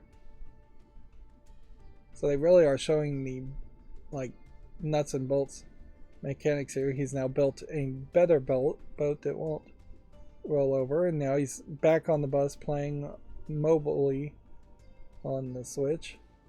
It's showing him fighting goblins and perhaps struggling somewhat with the goblins.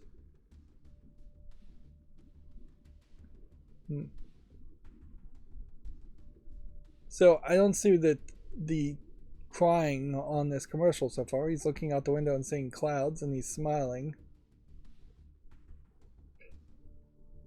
So I don't know what the dialogue there was, but unless this was Tears of the Kingdom cured this guy's depression,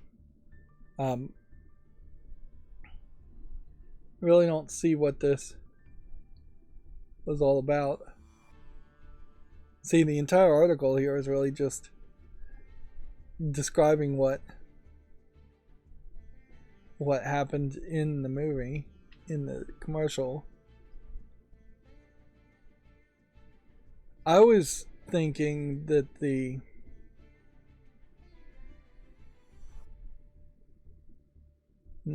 it's a fairly simplistic commercial. I was thinking what was going to happen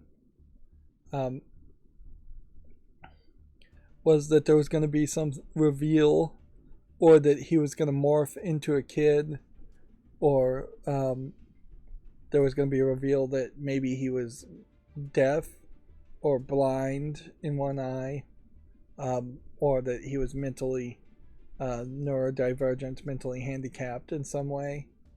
And so maybe that was the idea there. But it doesn't seem like any of that happened. And honestly, he just doesn't feel like he's that depressed, in that he seemed to have a life. He seems to own a Nintendo Switch. His house looked nice. So he doesn't have a lot to potentially be depressed about, which is perhaps a unfair thing to say, certainly. But yeah. I think this is probably more of a case where Video Games Chronicles has been suckered into making an advertisement for an advertisement, and I've been suckered into watching an advertisement for an advertisement. Moving on, we have about 5 more Video Games Chronicle articles. Zelda's OLED boosted UK Switch sales in April. PS5 is still the top selling console. The best selling game in the UK last month was Star Wars Jedi Survivor. And here's that exact same commercial because Video Games Chronicle feels it needs a video in every single one of its articles. Zelda Tears of the Kingdom developers say the game has traditional dungeons. This time the dungeons are huge and each carry their own regional look and feel.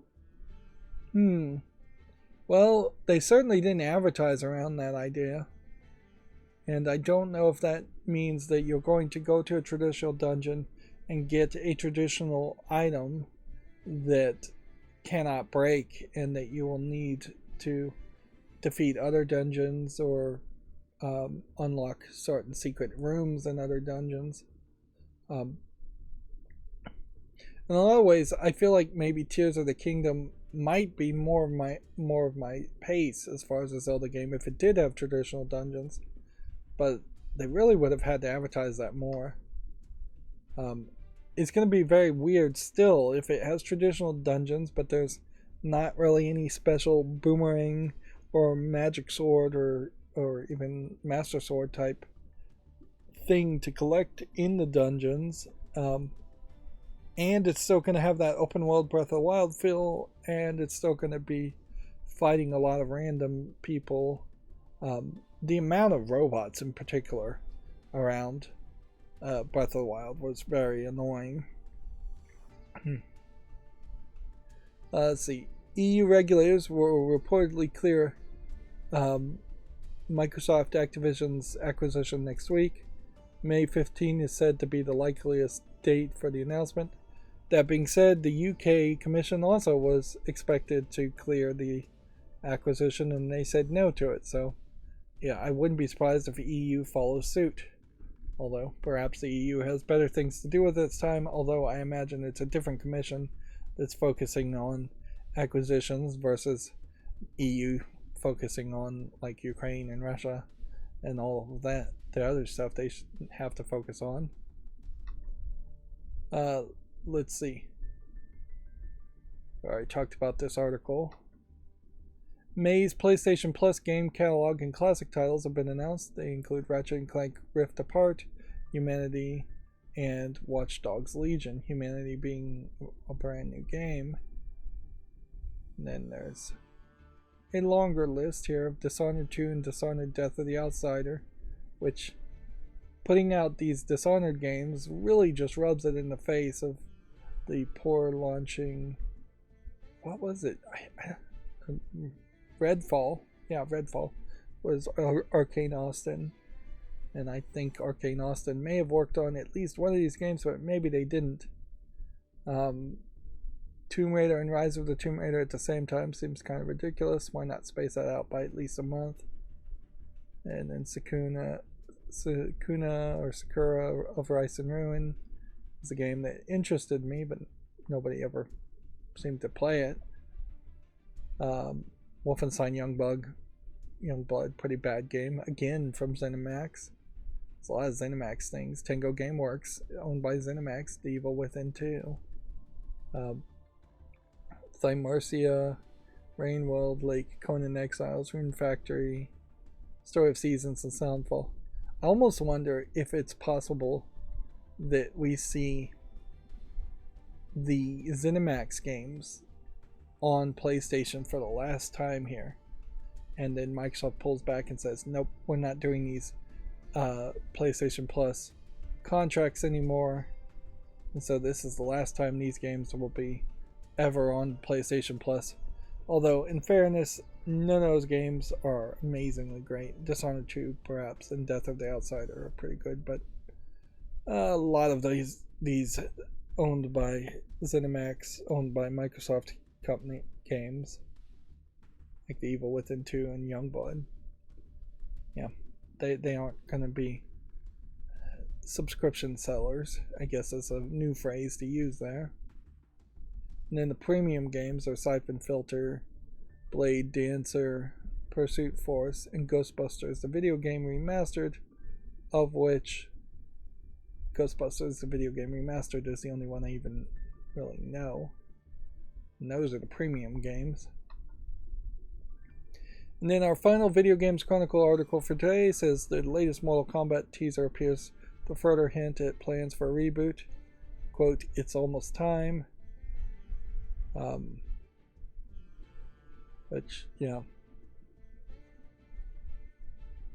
I guess they're just showing a clock. Which inherently, I guess you could always have just made a clock as your teaser for every announcement. It would have been very repetitive if every game company did it, but that's about as low effort as you could possibly think.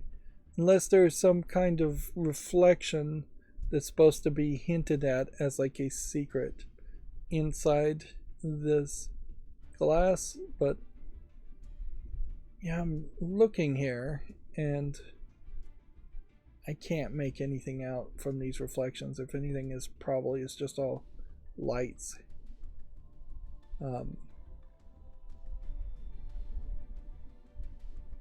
See if you to watch the entire thing. Seems like somebody just got really fancy with a clock animation.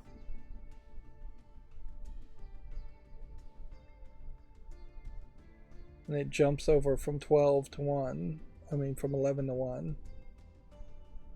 Which I think that's probably your biggest hint there, is that it is going to be a reboot and not the 12th game in the series. Or even though it technically will be the 12th game in the series. Which at a certain point they kind of need to reboot the Mortal Kombat. And Mortal Kombat really has never had any solid foundation as a series anyways. Much like Street Fighter, where the story just doesn't matter. It's just a collection of characters. So once they started to go into the story aspects in later games, 10 and 11 in particular, it just got ridiculous. So a reboot to simplify things, to say, hey, these are just going to be random people, and we'll give them some small backstory, but we're not going to have a whole story mode around this, and each tournament is just going to happen and nothing's going to stop the tournaments from happening, and there isn't going to be a universe-ending threat around these tournaments or anything like that. It's just going to be tournaments happen. They always happen. They always will happen. We're going to have a collection of enemies. Next game we'll get a collection of new enemies. They'll all have some small backstory, but nobody's going to turn into a god and become overpowered and unbalanced compared to all the other characters. And winning a tournament isn't going to give them a massive amount of power to go back and change all of time, or anything like that. If anything, Mortal Kombat, as they introduced other realms, instead of just kind of teasing and playing with the idea of having different realms, they needed to give a lot more backstory to the other realms. But the worlds and the realms themselves, not individual people. It should just be like, this is the realm of insect people, and thus you're always going to see an insect person, at least one, fighting in the tournament. Alright, so now we're at the Gematsu articles, and we'll try to go through all of this. The Nintendo Live Seattle set for September 1st through the 4th. There's a rumor that a PlayStation Showcase 2023 will air within the next few weeks, reportedly set for the week of May 21st or earlier, which we'll have to wait and see what that is. Street Fighter's open beta test for the PS5 and Xbox Series and PC is set for May 19th through the 21st. The King of Fighters 15 DLC character Sylvie Paula Paula launches May 16th. Here you have a very colorful anime character for King of Fighters, but the actual game is more 3D colorful anime than a 2D or 2.5D experience. Although in the actual fighting it gets closer to a 2.5D style. And arguably I would say going from 3D to 2.5D is still a fairly large jump.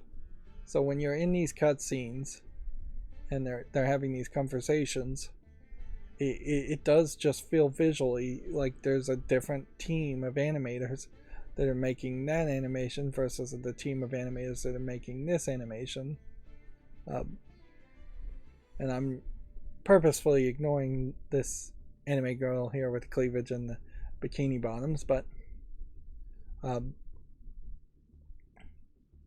even in this, it feels like there was a lot of conversations there. And I wonder, and this is where I'm not a fighting game fan, but I wonder if fighting game fans enjoy the interactions and conversations before each fight, or if they would just prefer to get into the fight. And inherently in that, I have to ask myself, what are fighting game fans? Are fighting game fans a very, very small collection of people that go to fighting tournaments like EVO, or is there a larger audience than that?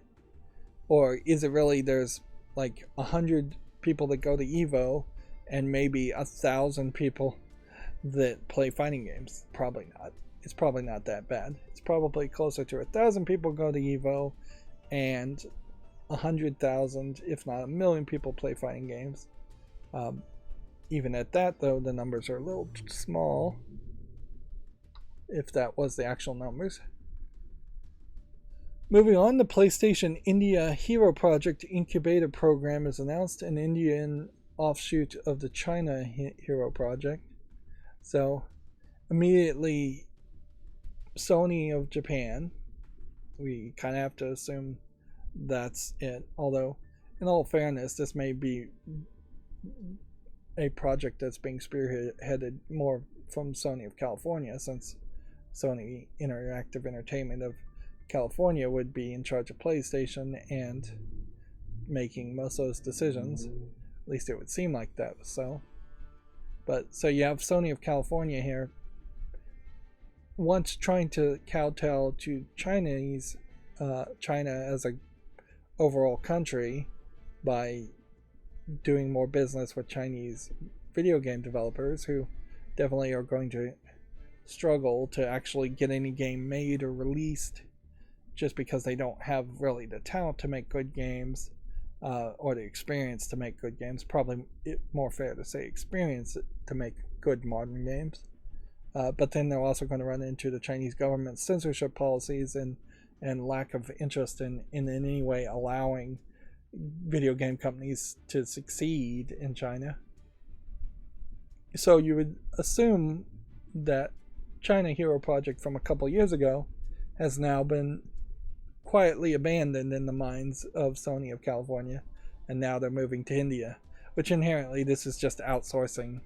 They're trying to make it like it's anything more than it's just following the standard path of outsourcing, where Chinese workers have gotten too expensive to underpay, like they used to be able to underpay them.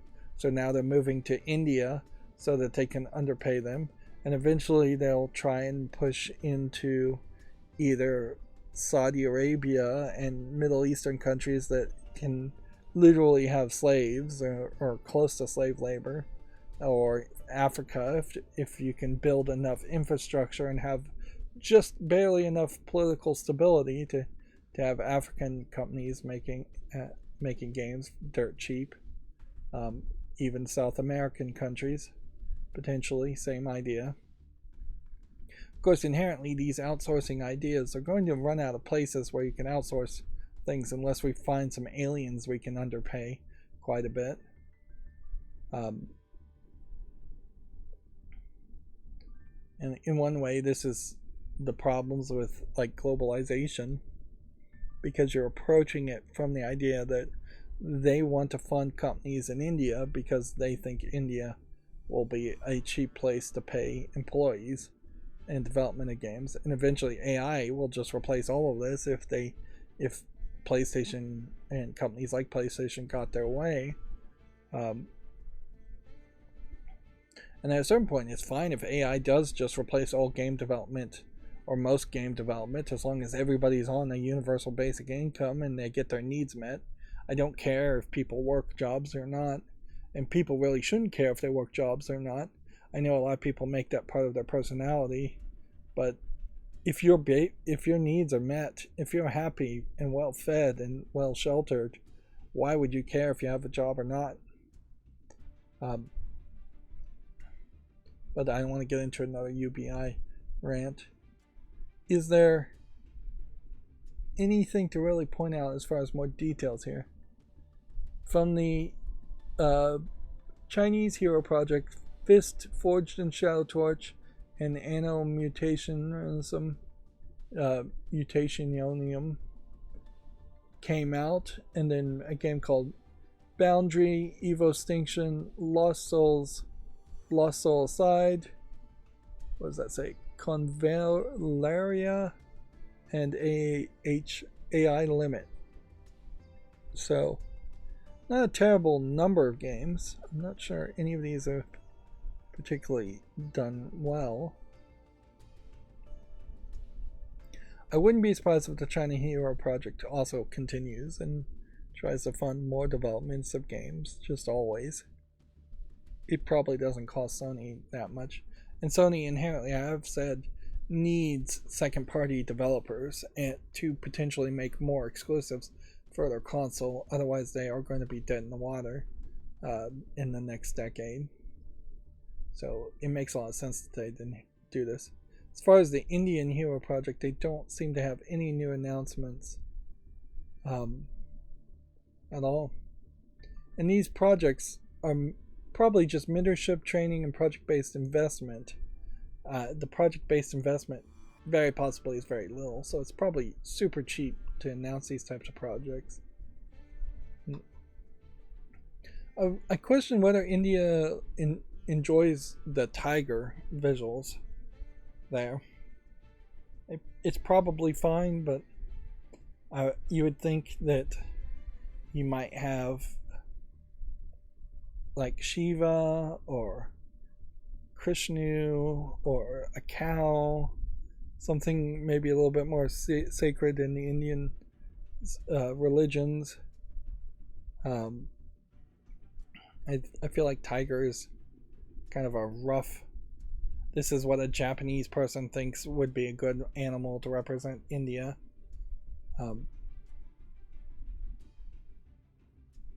It's probably an old way of thinking. Certainly. Switch's worldwide sales have topped 125.62 million. I guess they're still using the numbers here, because if not, the numbers would be, the decimal points would probably just be, then to Switch sold over 125 million. They probably sold over 125 million 6 months ago. Fire Emblem Engage topped 1.61 million, so I don't think that's particularly the biggest amount of sales. Let's see where that would land it. It would not land it anywhere close to the top 10.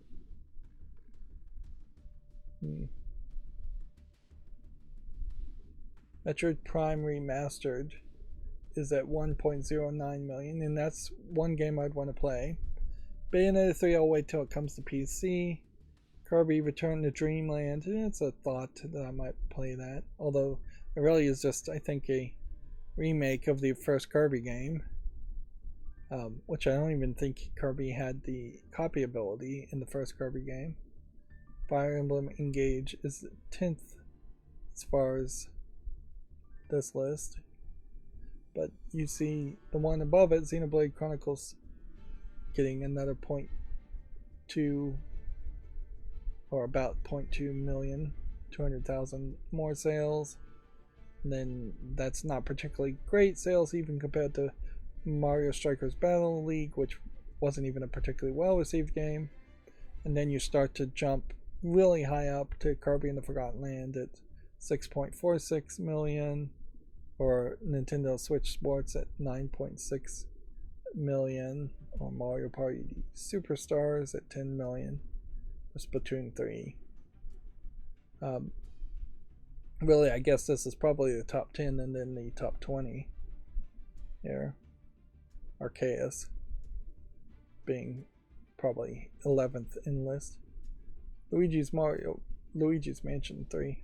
I wish there was a remake or a way to play Luigi's Mansion 1 and 2.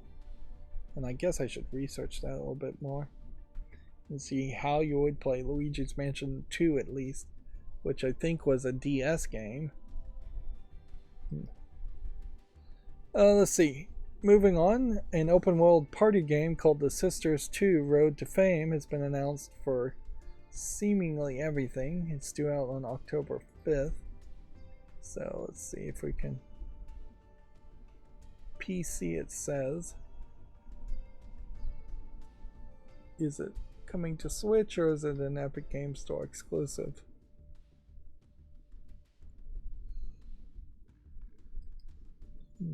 When I click PC here, that's just going to take me to all PC games.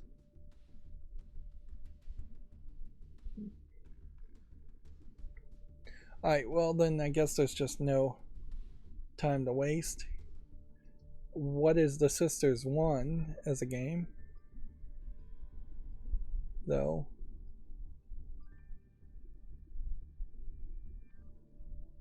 Let's see. After the Sisters Party of the Year was the first game in this series. The idea of going more towards a girl game or girl female focused game as a Mario Party type or open world party game concept I think works fairly well. But since they don't have a Steam link, I'm just going to leave it at that.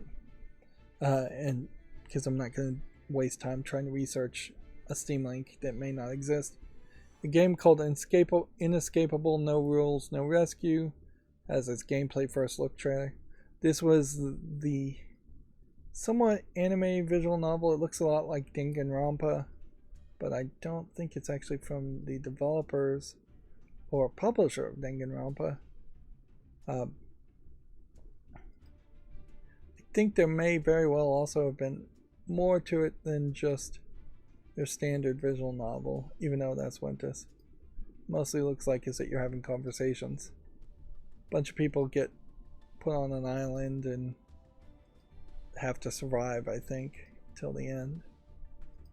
And see, they're saying this is the gameplay first look, and seems like the gameplay options very possibly are just up, down, left, and right on dialogue choices, or it is these buttons just move the dialogue forward or skip, and it is just a linear visual novel. Noticeably here, it's tagged as an adventure game, not a visual novel.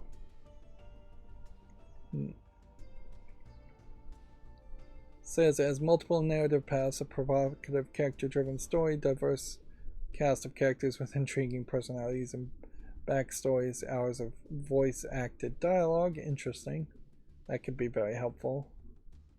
Full-length original soundtrack with music from Zero Escape's Shinji Hosoe and Matthias Letoranta. I don't think I pronounced either one of those right. Alright, so it does seem like you get to walk around a little bit more. If this is full audio in English, which it seems like it is, then that might be a nice step forward.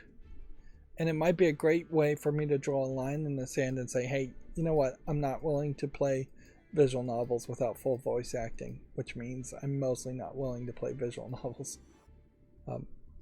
But yeah, that's already on the fall list. We've already probably made a YouTube short around it, so I'm not going to make another YouTube short around it.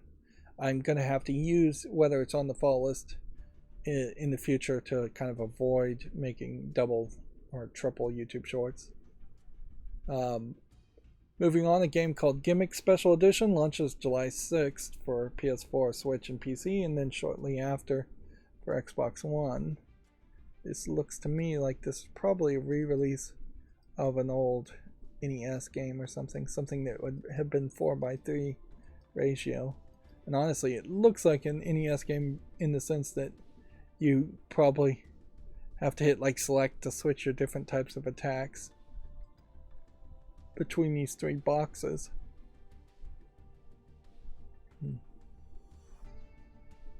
But yeah, it doesn't look particularly interesting to me. A game called Shame Legacy has a gameplay trailer, which I feel like I would have heard of a game called Shame Legacy before. Maybe I did. Maybe I've just completely forgotten it. Okay, it looks like it's a horror escape with some escape rooms. It does look interesting enough and visually polished well enough to potentially be something worth looking at. See if it's on the follow list. Nope. I did finally, and after weeks and weeks of saying I needed to do this, I finally changed my code so that it will open all games, even if it says coming soon. So we'll hopefully stop missing big AAA games that get listed on Steam as coming soon first. Horizon Forbidden West sales we already talked about. Here's a quote saying Aloy's adventure will continue. We can't wait for you to find out where she'll go next. So obviously she didn't die in the latest DLC or anything like that. And inherently Horizon is Aloy's story still. They're not willing to potentially make a spin-off or a continuation with a different character. I think they maybe did make a spin-off with a different character, but only in part.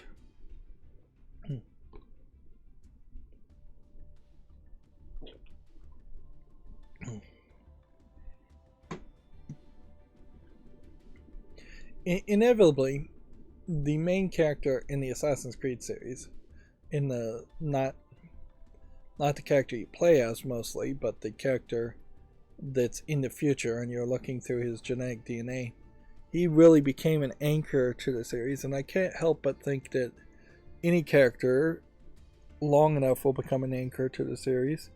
Even like Batman in Batman games is a bit of an anchor to the Batman series, and that's why Arkham Knights then feels weird that they don't have a Batman in it. I was totally wrong about that too. I swore up and down as early as the first announcement of Arkham Knights that at some point they were going to bring Batman back, and I'm shocked that they didn't do it.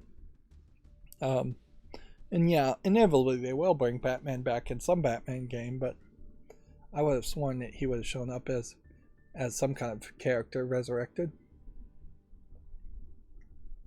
It actually shows some remarkable restraint that seemingly they didn't do that. Although it could have really happened at the end of Arkham Knights and just nobody mentioned it because nobody got that far. But yeah, I definitely could see Aloy being the chosen one, the Neo of the Horizon Forbidden West or Horizon universe, being a problem, and that they really should try and figure out a way to move forward and have the ability to potentially play as a custom character or just have other characters play a bigger role in general. Of course, then you also get the complaints of characters becoming the only thing that's important about a game, and then you have like the Uncharted series where Nathan Drake really needs to be the character in all the Nathan Drake series, and as soon as they don't have him as the main character, that's a problem too. So it really is a catch-22. So I'd say Horizon is probably doing the right thing by sticking with Aloy, even if people don't particularly like her that much. Moving on, this is going to take way too long if I keep on rambling. The action platformer Mr. Run and Jump has been announced for seemingly everything. Or consoles and PC. I gotta figure out a better way to say this. don't think this guy looks particularly that interesting as a game. Really just looks like a frustration platformer. Pretty generic. A game called Daymare 1994 Sandcastle launches August 30th for consoles and PC, except for the Switch, which launches later. PC demo also launches May 11th. So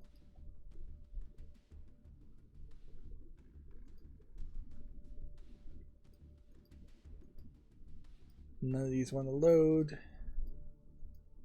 That's probably still like if I start seeing network trouble on my old router, which I'm hooked up to right now, even on the wired connection, that is going to be a whole new can of worms of it just getting worse and worse.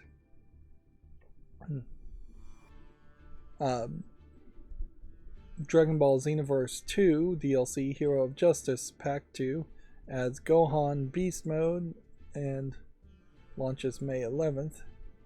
I assume it's Gohan Beast Mode. Maybe it's just called Gohan Beast.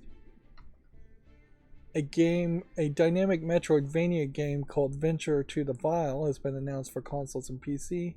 It's from Aniplex and Montreal Studio, founded by AAA veterans. So Aniplex, I know as an anime company. And this animation, 3D animation, looks weird, certainly. And not anything close to what you would expect from an anime company. Although, in all fairness, Aniplex probably was an anime publisher that would just take anime and publish it from other animation production companies.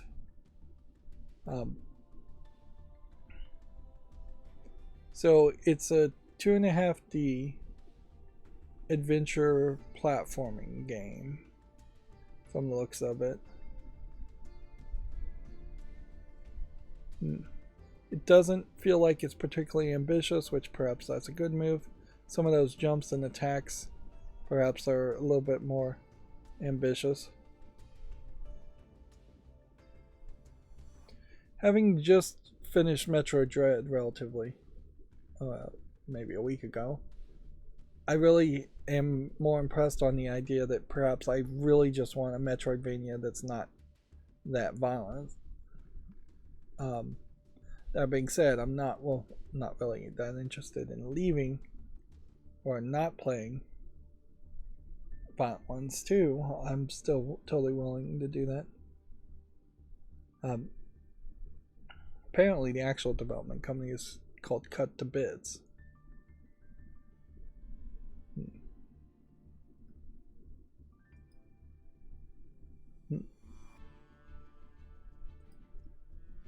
So, yeah. If this is a Metroidvania game, they are doing something interesting in that not every screenshot feels like it's in a cave, which is kind of the problem you always run into with Metroid games, is that you're always in these underground cave structures, and there is never any, like, this is the real world or this looks something like the real world designs. Which, honestly, that would probably work very well. Introduce Metroids or Parasite X or whatever to the Earth, like an Earth-like planet. Something that's way more developed and has just Earth-like technology. Not something super advanced as far as a planet, or not something that is super alien as a planet. Just something that feels very much like Earth. And show and play around those concepts. Alright, moving on. Saints Row DLC, The Heist and the Hazardous, is now available alongside the Sunshine Springs update. I assume they were contractually obliged to put out this DLC. Otherwise, I don't see a reason why you would even bother to do that. As far as the update, It adds an all-new playable district, improved combat field, gameplay flow and balancing, a selfie mode, 12 new emotes and emote selection wheel, new camera angles for vehicles, and a huge number of additional fixes and tweaks.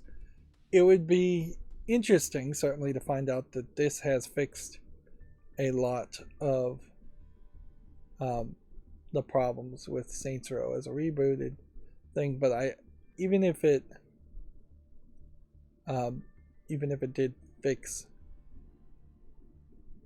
almost everything as far as the bugs, the story is still not really worth playing, so you'd have to just scrap the whole game, I think.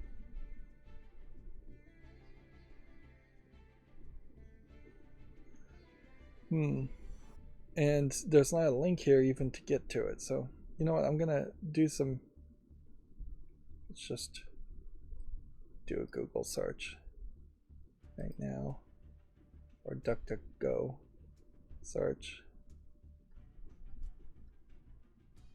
Is it on Steam?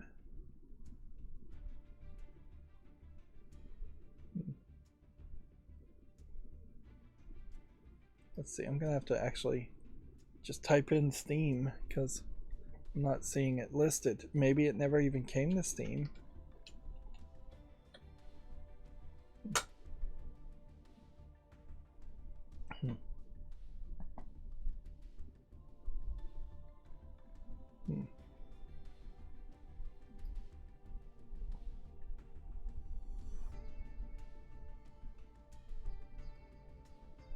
Yeah, apparently, according to this article that was the third thing when I typed in Saints Row Steam, developers would have to provide a release date window.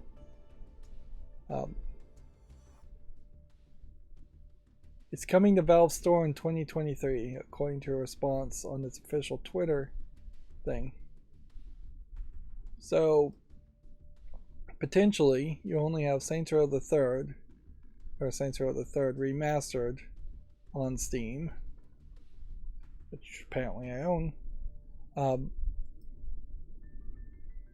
See, do I own the remastered?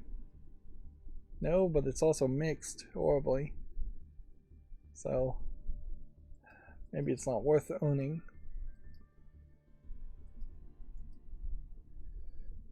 Yeah, so maybe by the time Saints Row comes out on Steam, if it ever does come out on Steam, it will be bug free.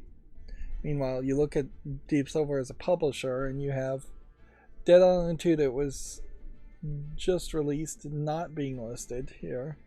You only have Dead Island Definitive Edition and Riptide Definitive Edition. You have Metro Exodus and Metro games, and then you have Saints Row games, and then some Pathfinder games and Homefront: The Revolution. There's kind of a long list of older games here. If I tried to sort it by date, though, let's see, Beyond Contact was April 4th, and then Corvus. Yep. This Corvus game probably is more of a space fight game. It's rated very positively and has a decent number of things here. It really should be on the follow list at the least, or probably even on the wish list. Where's Beyond Contact?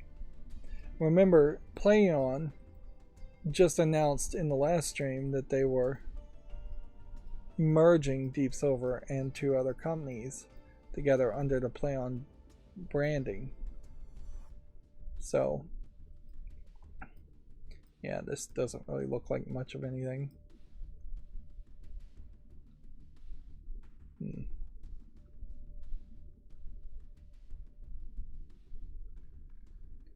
And I imagine that's because their most recent releases, outside of what looks like software. It really hasn't been that much since 2021. So the pandemic seems to have thrown them for a loop, and then 2020 for Metro Exodus. And then Agents of Mayhem DLC, with Agents of Mayhem being mixed for 2017. So at best they're batting 50%. Mighty Number 9 here at 58% positive. And then Dead Island remakes and remasters and re-releases, and getting back to 2016. And then their last major success was Saints Row Gat Out of Hell in 2015. So yeah, Deep Silver's not been doing particularly good. Yeah, it is kind of a shocking surprise to find out that Saints Row Reboot wasn't even on Steam. But yeah, there was still plenty of coverage that I think anybody playing on Steam already knows that you wouldn't want to play the Saints Row Reboot. I will say that screenshot, though, looked a little bit better than some of the other screenshots I've seen. Moving on, a game called Dordongone. Launches June 13th. It's a summertime narrative adventure game. It's going to launch for the PS5, Xbox Series, PS4, Xbox One, Switch, and PC via Steam. So let's look at the Steam page. Very bright, colorful, watercolor style painting, which is interesting. I guess the real question, though, will come down to how the gameplay actually plays. But yeah, we'll just have to wait and see. Make a YouTube short around it. A game called Monster Menu: The Scavenger's Cookbook demo is now available in the West for the PS5 and PS4, and the Nintendo eShop, no PC version. Bandai Namco has trademarked Rhythm Connect TTRC in Japan, which they're questioning whether that's a new Taiko no Tatsujin title, drumming game. Private Division announced a publishing partnership with Game Freak with an action-adventure game called Project Bloom. We already talked about that. Natsumon 20th Century Summer Vacation launches July 28th in Japan, which this looks like an interesting art style too. So potentially a Nintendo thing. Anything with Nintendo Switch in front of it, I'm concerned about. Yeah, I think we've already looked at this one. This art style here just looked a little bit different. Yeah, it definitely seems like it's a collection of just mini games and actions, having a summer vacation in the more less populated parts of Japan. Boondocks is, I guess, maybe what I was going to say there. Or I'm trying to think. Urban or suburban? Probably suburban. Or probably another word too. Hollow Knight Silksong delayed beyond the first half of 2023. We already talked about that. Dragon Ball FighterZ and Dragon Ball Xenoverse 2 shipments and digital sales top 10 million each. Which, okay. You have a fighter game that's still, I think, probably your best bet as far as a fighting game. And then you have Xenoverse 2, which is more of a narrative RPG experience while still heavily focusing on fighting. The problem, certainly with Dragon Ball, you can see is that you have to have a Super Saiyan Goku for recognizability in the front, doing basically the exact same pose. Although, notably, they've put this pink Boo character, I think that's a Boo character, female Boo, behind his arm in such a way that if you are not paying attention to this black stripe, it almost looks like she's topless, and the pose with the hands almost looks like a blushing pose. Interesting here in a Dragon Ball fighting game, considering how few female fighters there originally were in the Dragon Ball and Dragon Ball Z stories, that they were able to get 3 female characters on the screen, because you would definitely more expect to see something like Goku, then Vegeta, and then maybe you'd see Trunks fairly consistently with your Gohan. And instead you've got 2 fairly new characters. I have no idea who this character is. This is Trunks. And I own Dragon Ball FighterZ, but not all the DLC, because there's a massive amount of that for all the characters. And I don't think I own Dragon Ball Xenoverse at all, so maybe I should do some research and see if that's on Steam later on too. Of course, if I'm going to do that, I need to drag the tab over, so all the Steam YouTube short tabs are in the same place. We're almost done. We have about 10 more Gematsu articles, so not about halfway done actually. We really need to move fast. Smartphone game called Brown Dust 2 launches in June. Final beta test set for June 8th through the 12th. Yep. I once again, on my favorite mobile lewd waifu game, Destiny Child, didn't really engage with it enough. So I got everything I needed to get as far as the rewards, but this month long or half month long event was yet another one where I was fairly distracted, and slight fear there that I'm losing momentum on the game, but also I know I'm just getting really distracted, and I'm gonna get bored and get back to it. I'm gonna stop playing eventually the Goblins game and the Marvel Snap game and be back to just playing Destiny Child.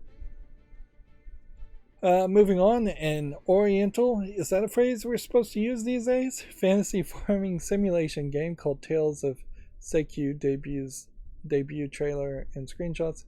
I guess at a certain point, Gematsu is targeting, here's a Steam page listing. Well, what consoles was it coming to? Anyways, first. It's planned to release on PC via Steam, with Xbox, Switch, and PlayStation versions due out at a later date. Okay. Yeah, Gematsu is targeting Japanese fans, Japanophiles, English-speaking Japanophiles, and focuses around Japanese games, so perhaps they're using the wrong phrase there. Does it really change much that you're in kind of a more traditional feudal time in Japan and still really doing just a Stardew Valley type experience where you're farming and then going out and doing adventures? I don't think it really is changing that much, honestly. Moving on, a side-scrolling action game, Panic in Sweets Land, has been announced for PC, due out soon. Since it's, again, PC only, let's launch that. Man, things are just not loading today. Let me see if we're getting any frames due to network lag.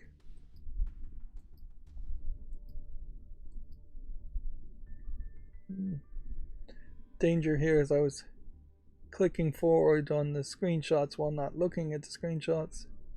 So if this had a bunch of adult content on it, I would have just been scrolling through it without even knowing.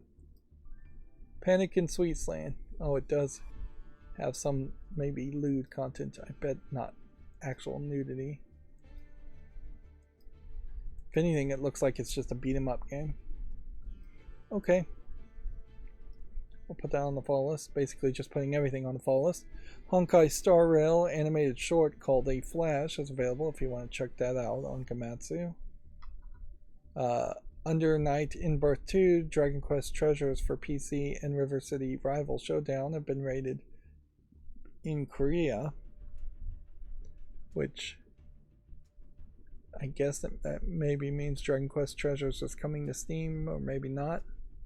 We'll have to wait till actual announcements come. If anything, this is just a collection of Japanese games I'm fairly certain coming to Korea, which most Japanese games do go to Korea, but sometimes it's a little rough.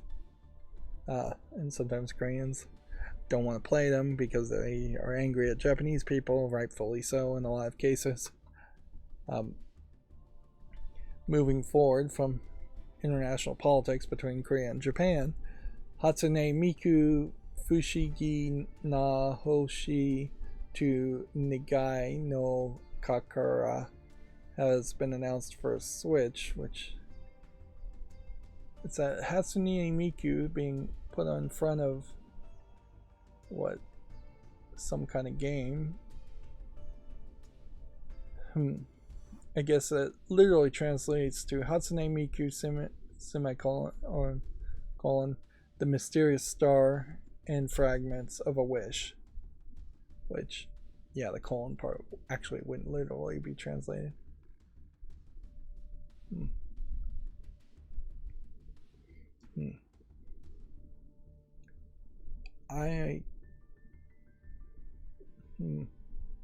In being translated from Japanese to English, you really would have a hard time figuring out, is Hoshi star in Japan, or is Kakura star, or is Kakura wish? These would be very basic words if you spoke Japanese, and very difficult words to figure out if you don't speak any Japanese, which is pretty much why I'm at. Let's see. The Adler Mary remake, The Alchemist of Salberg, has 20 minutes of gameplay. That being said, I seriously doubt there's too much you really need to see as far as gameplay. You're going to walk around a bunch of people and talk and do shopping, and then you're eventually going to get to the open world, and you're going to end up fighting monsters, I assume. Although what's interesting here is that she's dodging the monsters and just collecting resources, which maybe in the Atler series that's more of the focus anyways, is that you don't want to waste a bunch of resources fighting people as much as you want to get resources and just gather. When you actually do get into a fight, it is a turn-based fight, and it's all with this chibi animation, which that's going to be fairly rough as a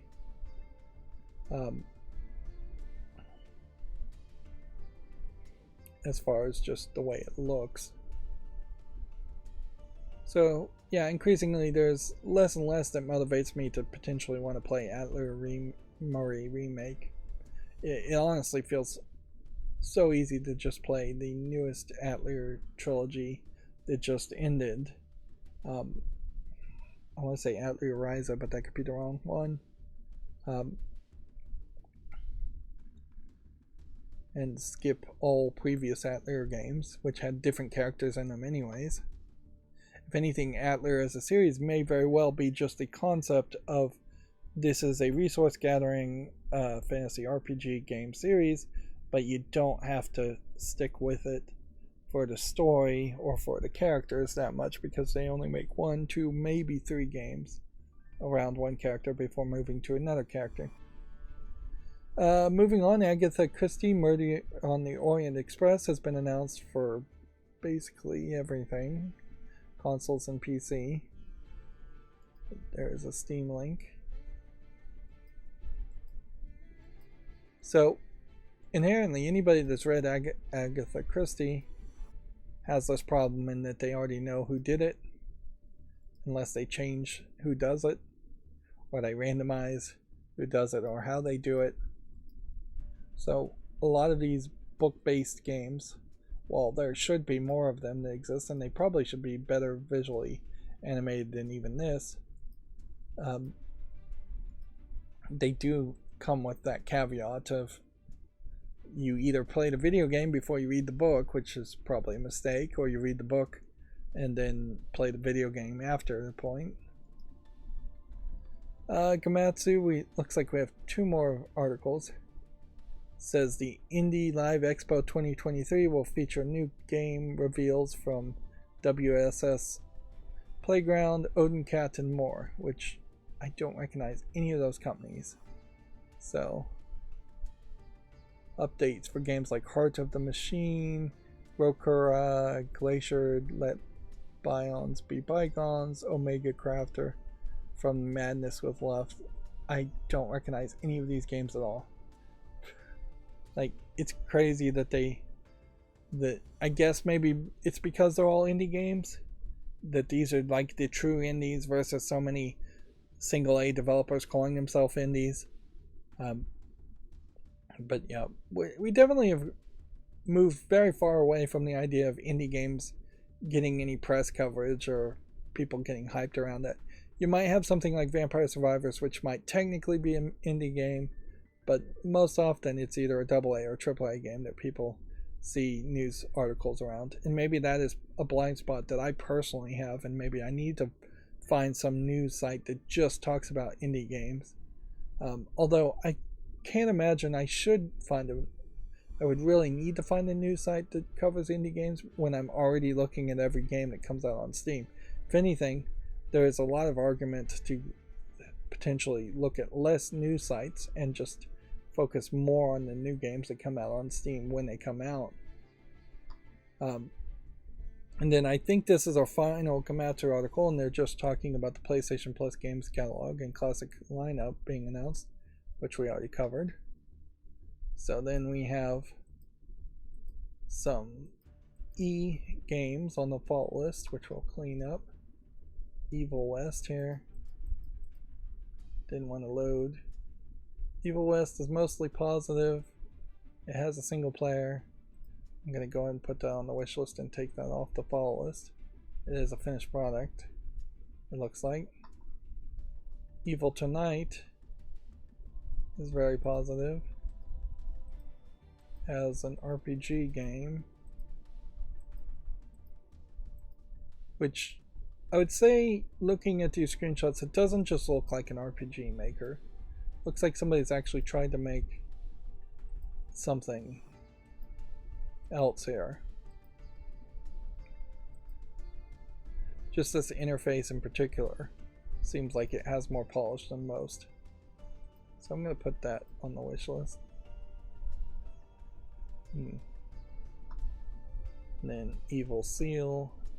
It's from 2021 and is in early access. I think there's probably an argument that February of 2021 this game has been given enough time, over a year, to come out of early access or gain any relevancy, and it really just hasn't done that. So it's an English and Italian language game. Then this all broke on my macro, and I don't know why it broke, but looking as things weren't loading, I suspect that's probably why it broke. Evil Nun, The Broken Mask. This is probably a horror game and it's still in early access, so I'll give it more time. Is there another Evil Nun game? I don't think there is.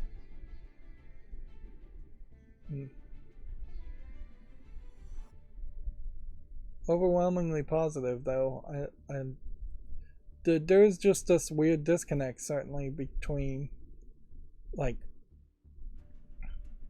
people that just want these joke horror games that streamers play, which this is what this feels like it is, and people that would actually want a game. And I suspect this is just not a game. It's hide and go seek. I guess maybe inherently I just don't enjoy the concept of a video game being like hide and go seek, where you're just running away from enemies. Evil God Corone. Is this out of early access? I guess it is. Put that on the wish list. Everything is for humanity. It's mostly positive too. Story, action, exploration, puzzle-based game. If it's not early access, we'll put that on the wish list too. Every day is different. Does this have adult content in it? Adolescent humor and sexual content, it says. February of 2022. Looks like a visual novel type romance game, and it just doesn't seem like it has enough relevancy. Now it does have English voice acting in it, but just because it has English voice acting doesn't mean it should go to the wish list as a visual novel. Plus, I can't really trust that too much. Ever Tried is just not rated well enough or by enough people to make it to the wish list. And Everspace 2 is a space shooting game. It's rated very positively. I think I'm gonna probably say, even though I've never really thought of myself as a big fan of space shooting games, opening up that possibility of trying out some of them seems to be something I'm more willing to do in the past couple days. Maybe my decisions will change by the time it's time to actually purchase something. This also feels like there's just maybe a lot more going on here. It almost feels like a Diablo game in space, where you're collecting resources and upgrading, which that might tip the scales as a more interesting secondary gameplay mechanic. And then Everslot, instead of Everslaughter, I would have put an ER there. It says from 2021, it's mixed, it can leave too. Alright, and so from our GameDeveloper.com articles, PUBG drives Krafton's record sales for the start of 2023's fiscal year. Pokemon developing, Game Freak developing a new game with Private Division. FIFA to become a record breaker as EA prepares to ditch the franchise. So in a lot of ways this may be a record breaker because it's the last FIFA game and people are thinking that might be a collectible, although it almost certainly wouldn't be. Video game collectibles don't really exist that much unless you have just a mint in-box first run Super Mario Brothers or something like that. Most games not really worth that much. And that makes a lot of sense too, certainly, because the cartridges and the games themselves are designed to be cheap and replaceable and breakable. It's not the same as, say, an original print of a book that has more value, I would say, because only a few of those books would have been made in the first place. Or a handwritten manuscript is way more worth than a original print of a book. Monster Hunter and Resident Evil helped Capcom to a record-breaking year. Warner Brothers wants more profitable worlds after Hogwarts Legacy earned $1 billion. The game has sold 15 million copies since launching in February. Yep. Although it is questionable how many more profitable worlds Warner Brothers can really do, or let's be fair, it's really AT&T that would want that, since they're the parent company now. They could have certainly Mordor's Legacy, or Middle-earth's Legacy. It would be stupid to call it Lord of the Rings or Hobbit Legacy. Although you could start with Hobbit Legacy, certainly, and just have it in the Shire and the areas somewhat close to the Shire, instead of going all the way through Middle-earth. Although, in a certain level, if you were going to make a Middle Earth legacy, you probably would want to spend a lot of time more with the elves or the lands, the humans, cities, and environments, because the Shire is going to be kind of boring.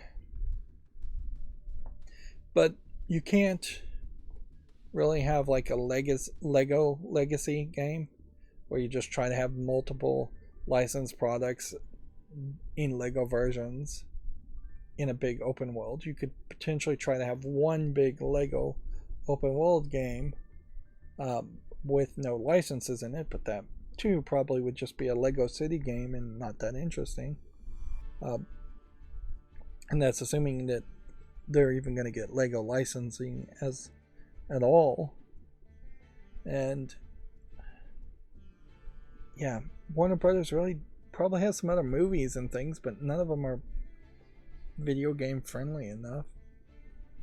If it could get the license from HBO to like the Song and Fire of Ice and have a big open world around the multiple places in Game of Thrones, maybe you could do a more mature adult game like that, but I don't know. Inherently, Warner Brothers is just saying something that they've been saying for over a decade now, that they want big open world games, and that this is just more of a doubling down on the idea that every game should be an open world game, when we've seen for well over a decade now many examples of games that were made open world and there was just no reason to make them open world. They were boring, and they were repetitive, and they were a waste of everyone's time.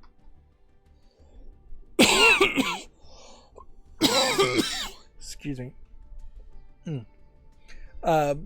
GameDeveloper.com also says Ubisoft has laid off dozens amongst the customer service department.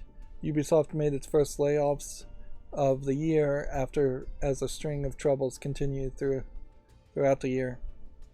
Inherently, also, I assume a lot of people at Ubisoft in France are still striking. Although they were kind of striking against the government, the unions probably would also have to strike against the companies to try and hurt the government. I'm not sure how they're actually doing that officially on paper. But yeah, Ubisoft getting rid of some customer service people, which is probably the cheapest people to get rid of.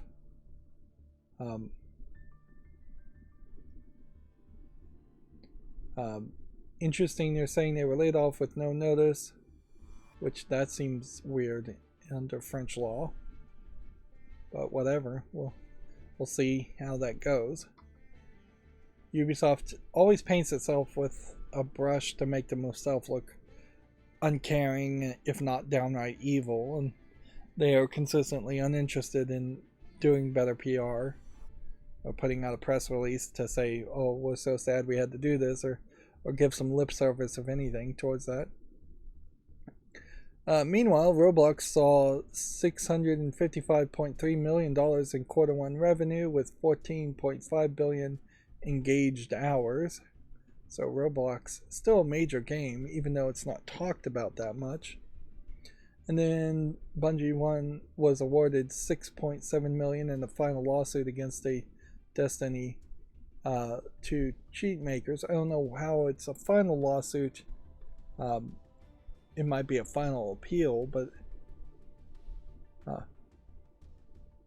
Bungie has won its fourth and likely not final lawsuit against a group of Destiny 2 cheaters. So putting this up here and saying final is then immediately negated down here and likely not final, which, man, if you ever need another red flag of bad journalism and how bad video game journalism is, to have your headline written by obviously some editor, somebody who didn't even read the article, just skimmed it at best, to make a headline that is exactly opposite of what the rest of the article says. At a certain point, this is probably grounds for um, for termination of somebody, frankly, to be that contradictory. If they said something that they could have gotten sued for, like this, it definitely would have been grounds for a lawsuit. Although, in this case, I don't think too many people could sue them for that. Alright, so let's look at the new games. First game right out of the batch is an adult game called Lust Academy Season 2, which seems like it's 3D CGI characters, again just being asset flipped, although they are giving them magical abilities, and so there's a little bit more to that.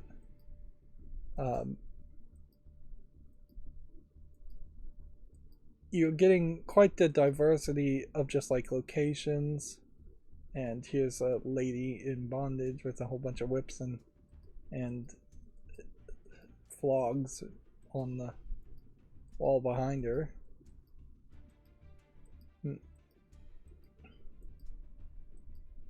I still can't help but feel like there's really only one or two companies that are putting out these games on Steam, and that they may just have different publishing names or different developer names. Lust Academy Season 2 is $14.99, and I assume it's just a visual novel, really. Maybe it has multipass, maybe it doesn't. It already has $10 of DLC. Also, it's English, French, Spain, Spanish, simplified Chinese, and Russian, which makes me suspect that it probably is really more of a Russian game. It says it has quests and romances, and it does really seem like there might be some little mini games that you do. All of the mini games are back, ready to duel your way to the top. Get all important money to unlock extra content. Show everyone you've still got it in Lust Academy Season 2, which makes me suspect that a lot of this game probably looks way worse than the screenshots are implying, too, because that tends to be the way these adult games go, is that every single screenshot is, for lack of a better term, the money shot, and then there's a lot of completely different, way uglier, way worse designed video game mini games. Alright, well, first non-adult game we have is called Chess 432, which I guess this is chess against 32 players. I'm going to put this on the follow list just as a weird concept. And then Edis Arcade is a collection of mini games that don't look interesting enough. Creeping Deck, Pharaoh's Curse. Looks like it might be some Egyptian themed collectible card game.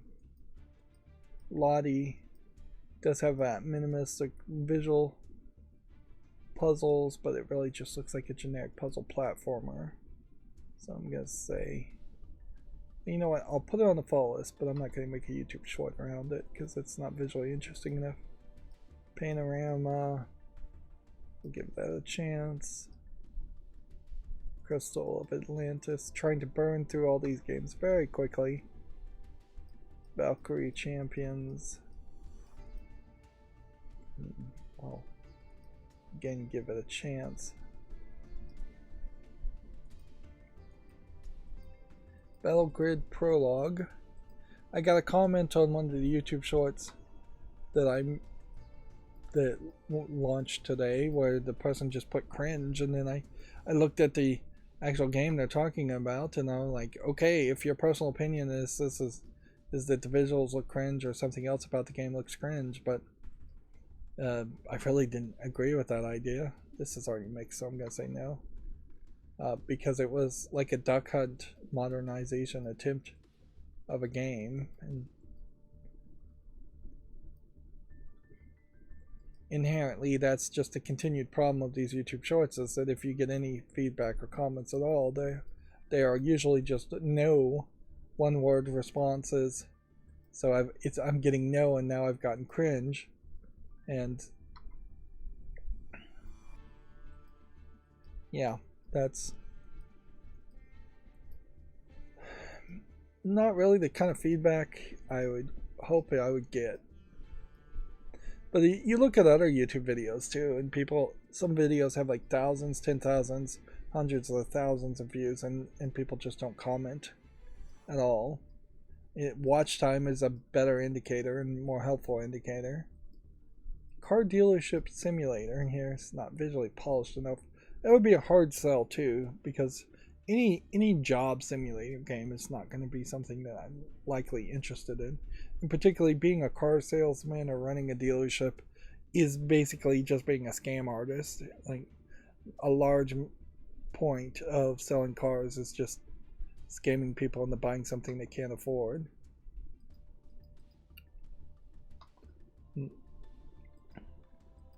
A day out looks like it might be something interesting.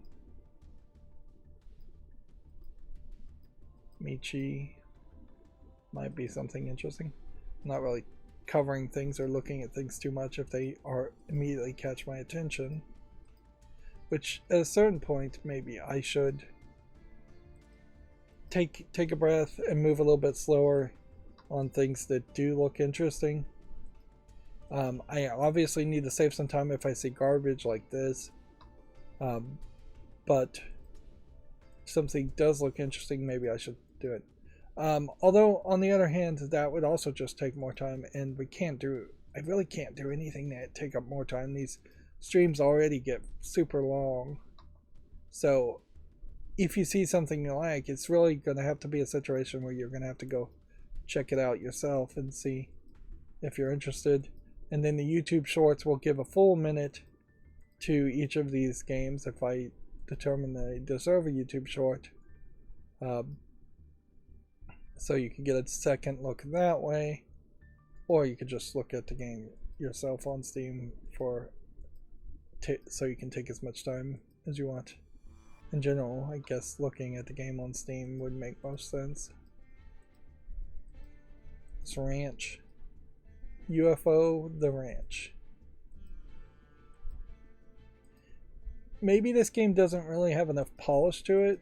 It's not terrible looking, but the idea of being on the ranch and fighting gray aliens is not an idea that's been fleshed out, I think, as much as it probably should be. We're getting a lot of duplicates. Here we have Torchlight Infinite, which is already mixed. I'm going to put this on the fall list, but I feel like this may have just come out of early access, and this is a free-to-play third-party account mobile game, being a cross-platform mobile game. They really have just ruined the Torchlight brand by the people making Torchlight 1 not really being the same people that made Torchlight 2, that made Torchlight 3, that made Torchlight Infinite. I'm not sure there actually was a Torchlight 3. Fox 4 Elite here seems like it probably has adult content in it. Violence and gore. Typical with a first-person shooter game. Which is funny because that's not really what I would have expected. So this feels like this is somewhat asset flipped 3D models of girls. I don't know why the videos are playing now. Maybe because the videos are playing, that's why some of the loading wasn't playing earlier. But yeah, you have these military kind of bikini girls, and then it's just a shooter, and doesn't look particularly polished. Is there enough room in the world to potentially have scantily clad girls in a first-person shooter? Sure, I imagine that could happen, but I have yet to see it happen. And it does make a lot of sense to potentially throw in at least a few guys. And it's not going to really go anywhere. Either you make it an adult game with adult content or you don't. Legends of Radiance seems to be a Legend of Zelda homage game. Something might be interesting there.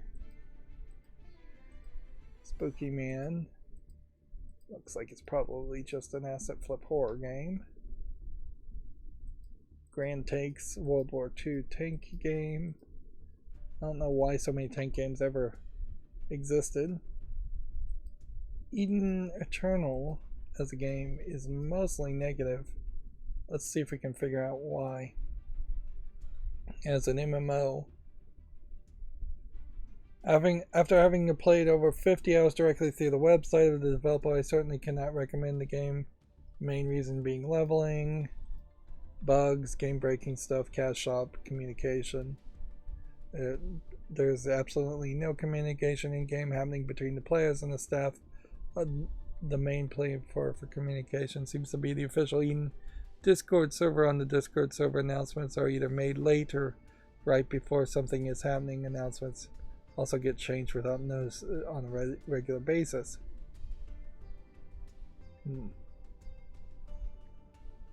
So, bad support for an MMORPG. And I feel like that's inherently what you're going to see for a lot of MMORPGs, is that you have like companies that really just don't have the staff or the experience to make an MMORPG but want to make one anyways. In particular, Asian companies doing that. This definitely feels more kind of kid-friendly, cartoony in its custom character stuff, but looking at the actual screenshots they have, it's questionable what you're even really doing, whether you're fighting a lot of enemies or not. So yeah, that's going to be a no. Yeah, we have a puzzle game, which I think we can say no to. Now, what's funny here is that on this Wednesday, we may again really only have 1 or 2 adult games. So it does kind of just feel like we're getting fewer and fewer adult games. Night with Maru. Looks like it's a adult game, but all in text. $2.99. English only. So I guess technically a text game could be an adult game based on what it's saying, but looking at these screenshots, I don't even have to censor anything really. Like I'm sure most people can't even read that. Super Bear, Hunt for the Lost Bear. I think we can say no to that. Mutants Genesis. Looks like a card game.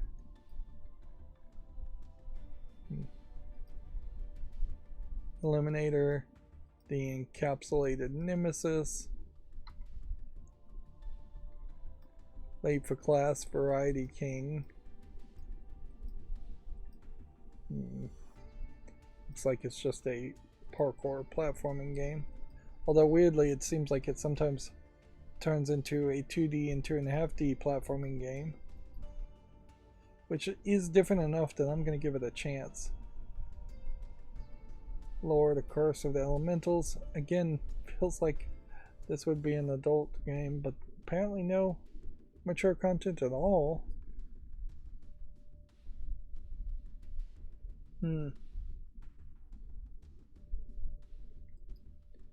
Well, this looks like this is a real attempt at an adventure game, so I'll give it a chance.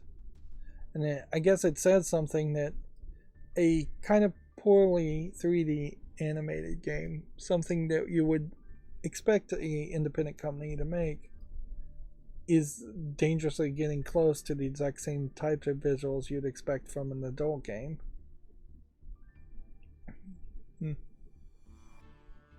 Probably in this case, this is somebody, an actual single person who bought 3D models that are somewhat similar to the 3D models used in adult games, and that might be the reason. Sinking Simulator Legacy. I guess I'll give that a chance, although that's probably not the type of game I'd want to play. I don't know how many more of these games really we have to go through. Gunsmith Simulator Prologue. There might be some interest in that, but I don't want the prologue thing. And then we have yet another adult game called Sex Tentacles brackets 18 plus.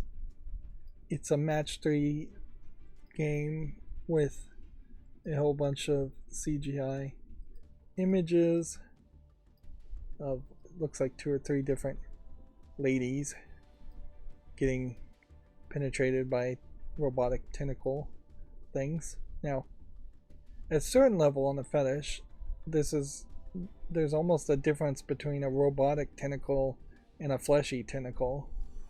And so I wouldn't be surprised if there's some people who have more of a fetish for the flesh and fleshy tentacles, and some have more of a fetish for robotics. But yeah, it's just a match 3 game. Otherwise, it's $3.19, so the price is right, I would say, on that. It's not asking a lot. It says it has English full audio, which I question. It seems like as you make more matches, your character on the side loses more clothing too. Definitely needs a better, more thought out name. Let's see. Next game is called Real Time Assistant Replay Time 1 minute until closing. This is an original slot style mini game set in the future where you hit the ultra high speed, high purity, increase endless art just 1 minute before closing. Try to collect as much as possible. So I guess the general idea is that you're just trying to push the buttons as fast as possible to get a reward. Inherently, I feel like that means that this game is played in 1 minute chunks until you get bored with it and walk away, and that there isn't that much of a game. It is free to play, but it is also Japanese only and single player only. Doesn't have any microtransactions or anything, so there's no real gambling. But it definitely feels like this is a somewhat minimal game, even though it does seem to have a lot of visuals on it. It almost feels like this should be a prologue to something else.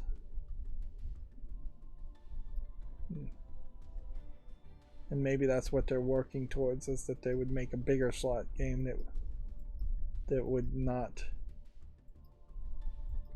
only last a minute.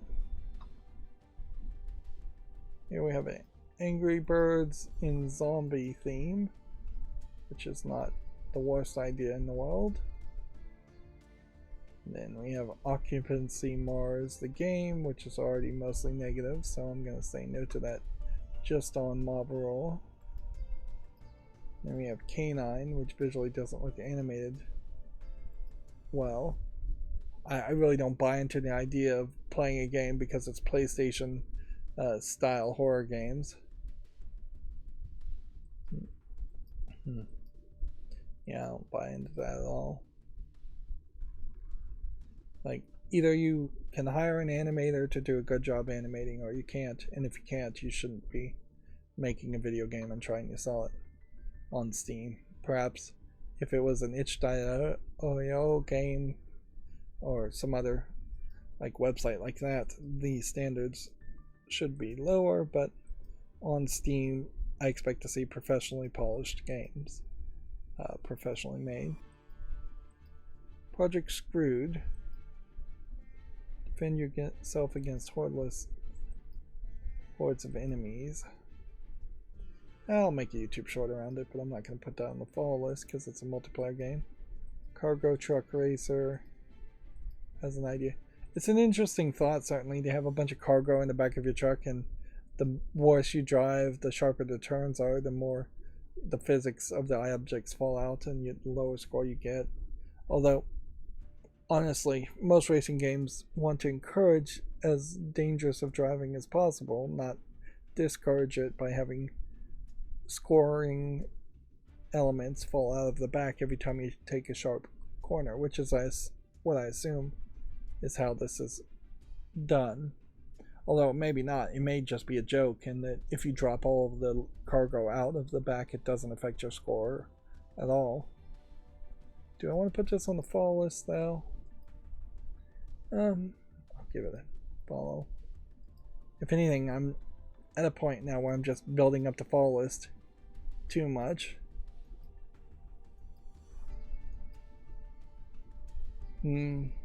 This is some kind of tabletop game, it feels like, but I don't know if there's really enough of a game here to be interested in it. Which I guess that inherently means put it on the follow list. This doesn't visually look polished enough. And then Machine Heart may be our last game for today.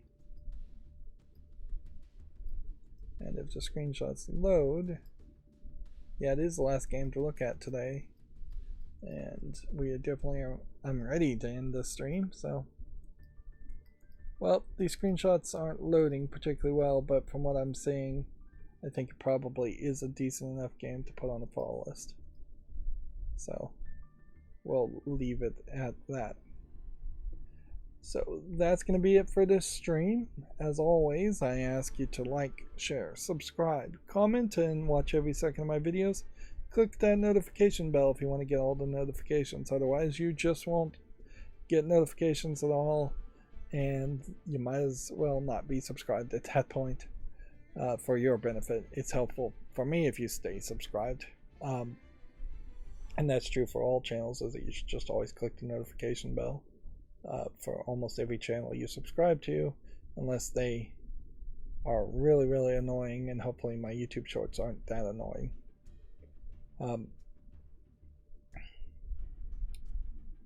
So yeah, like, share, subscribe. There's a bunch of social media links down below in the description box. There's also a link to Patreon, or you can friend me on Steam and get me a game off my wish list as a way of supporting me further. Thank you for watching. Have a good evening.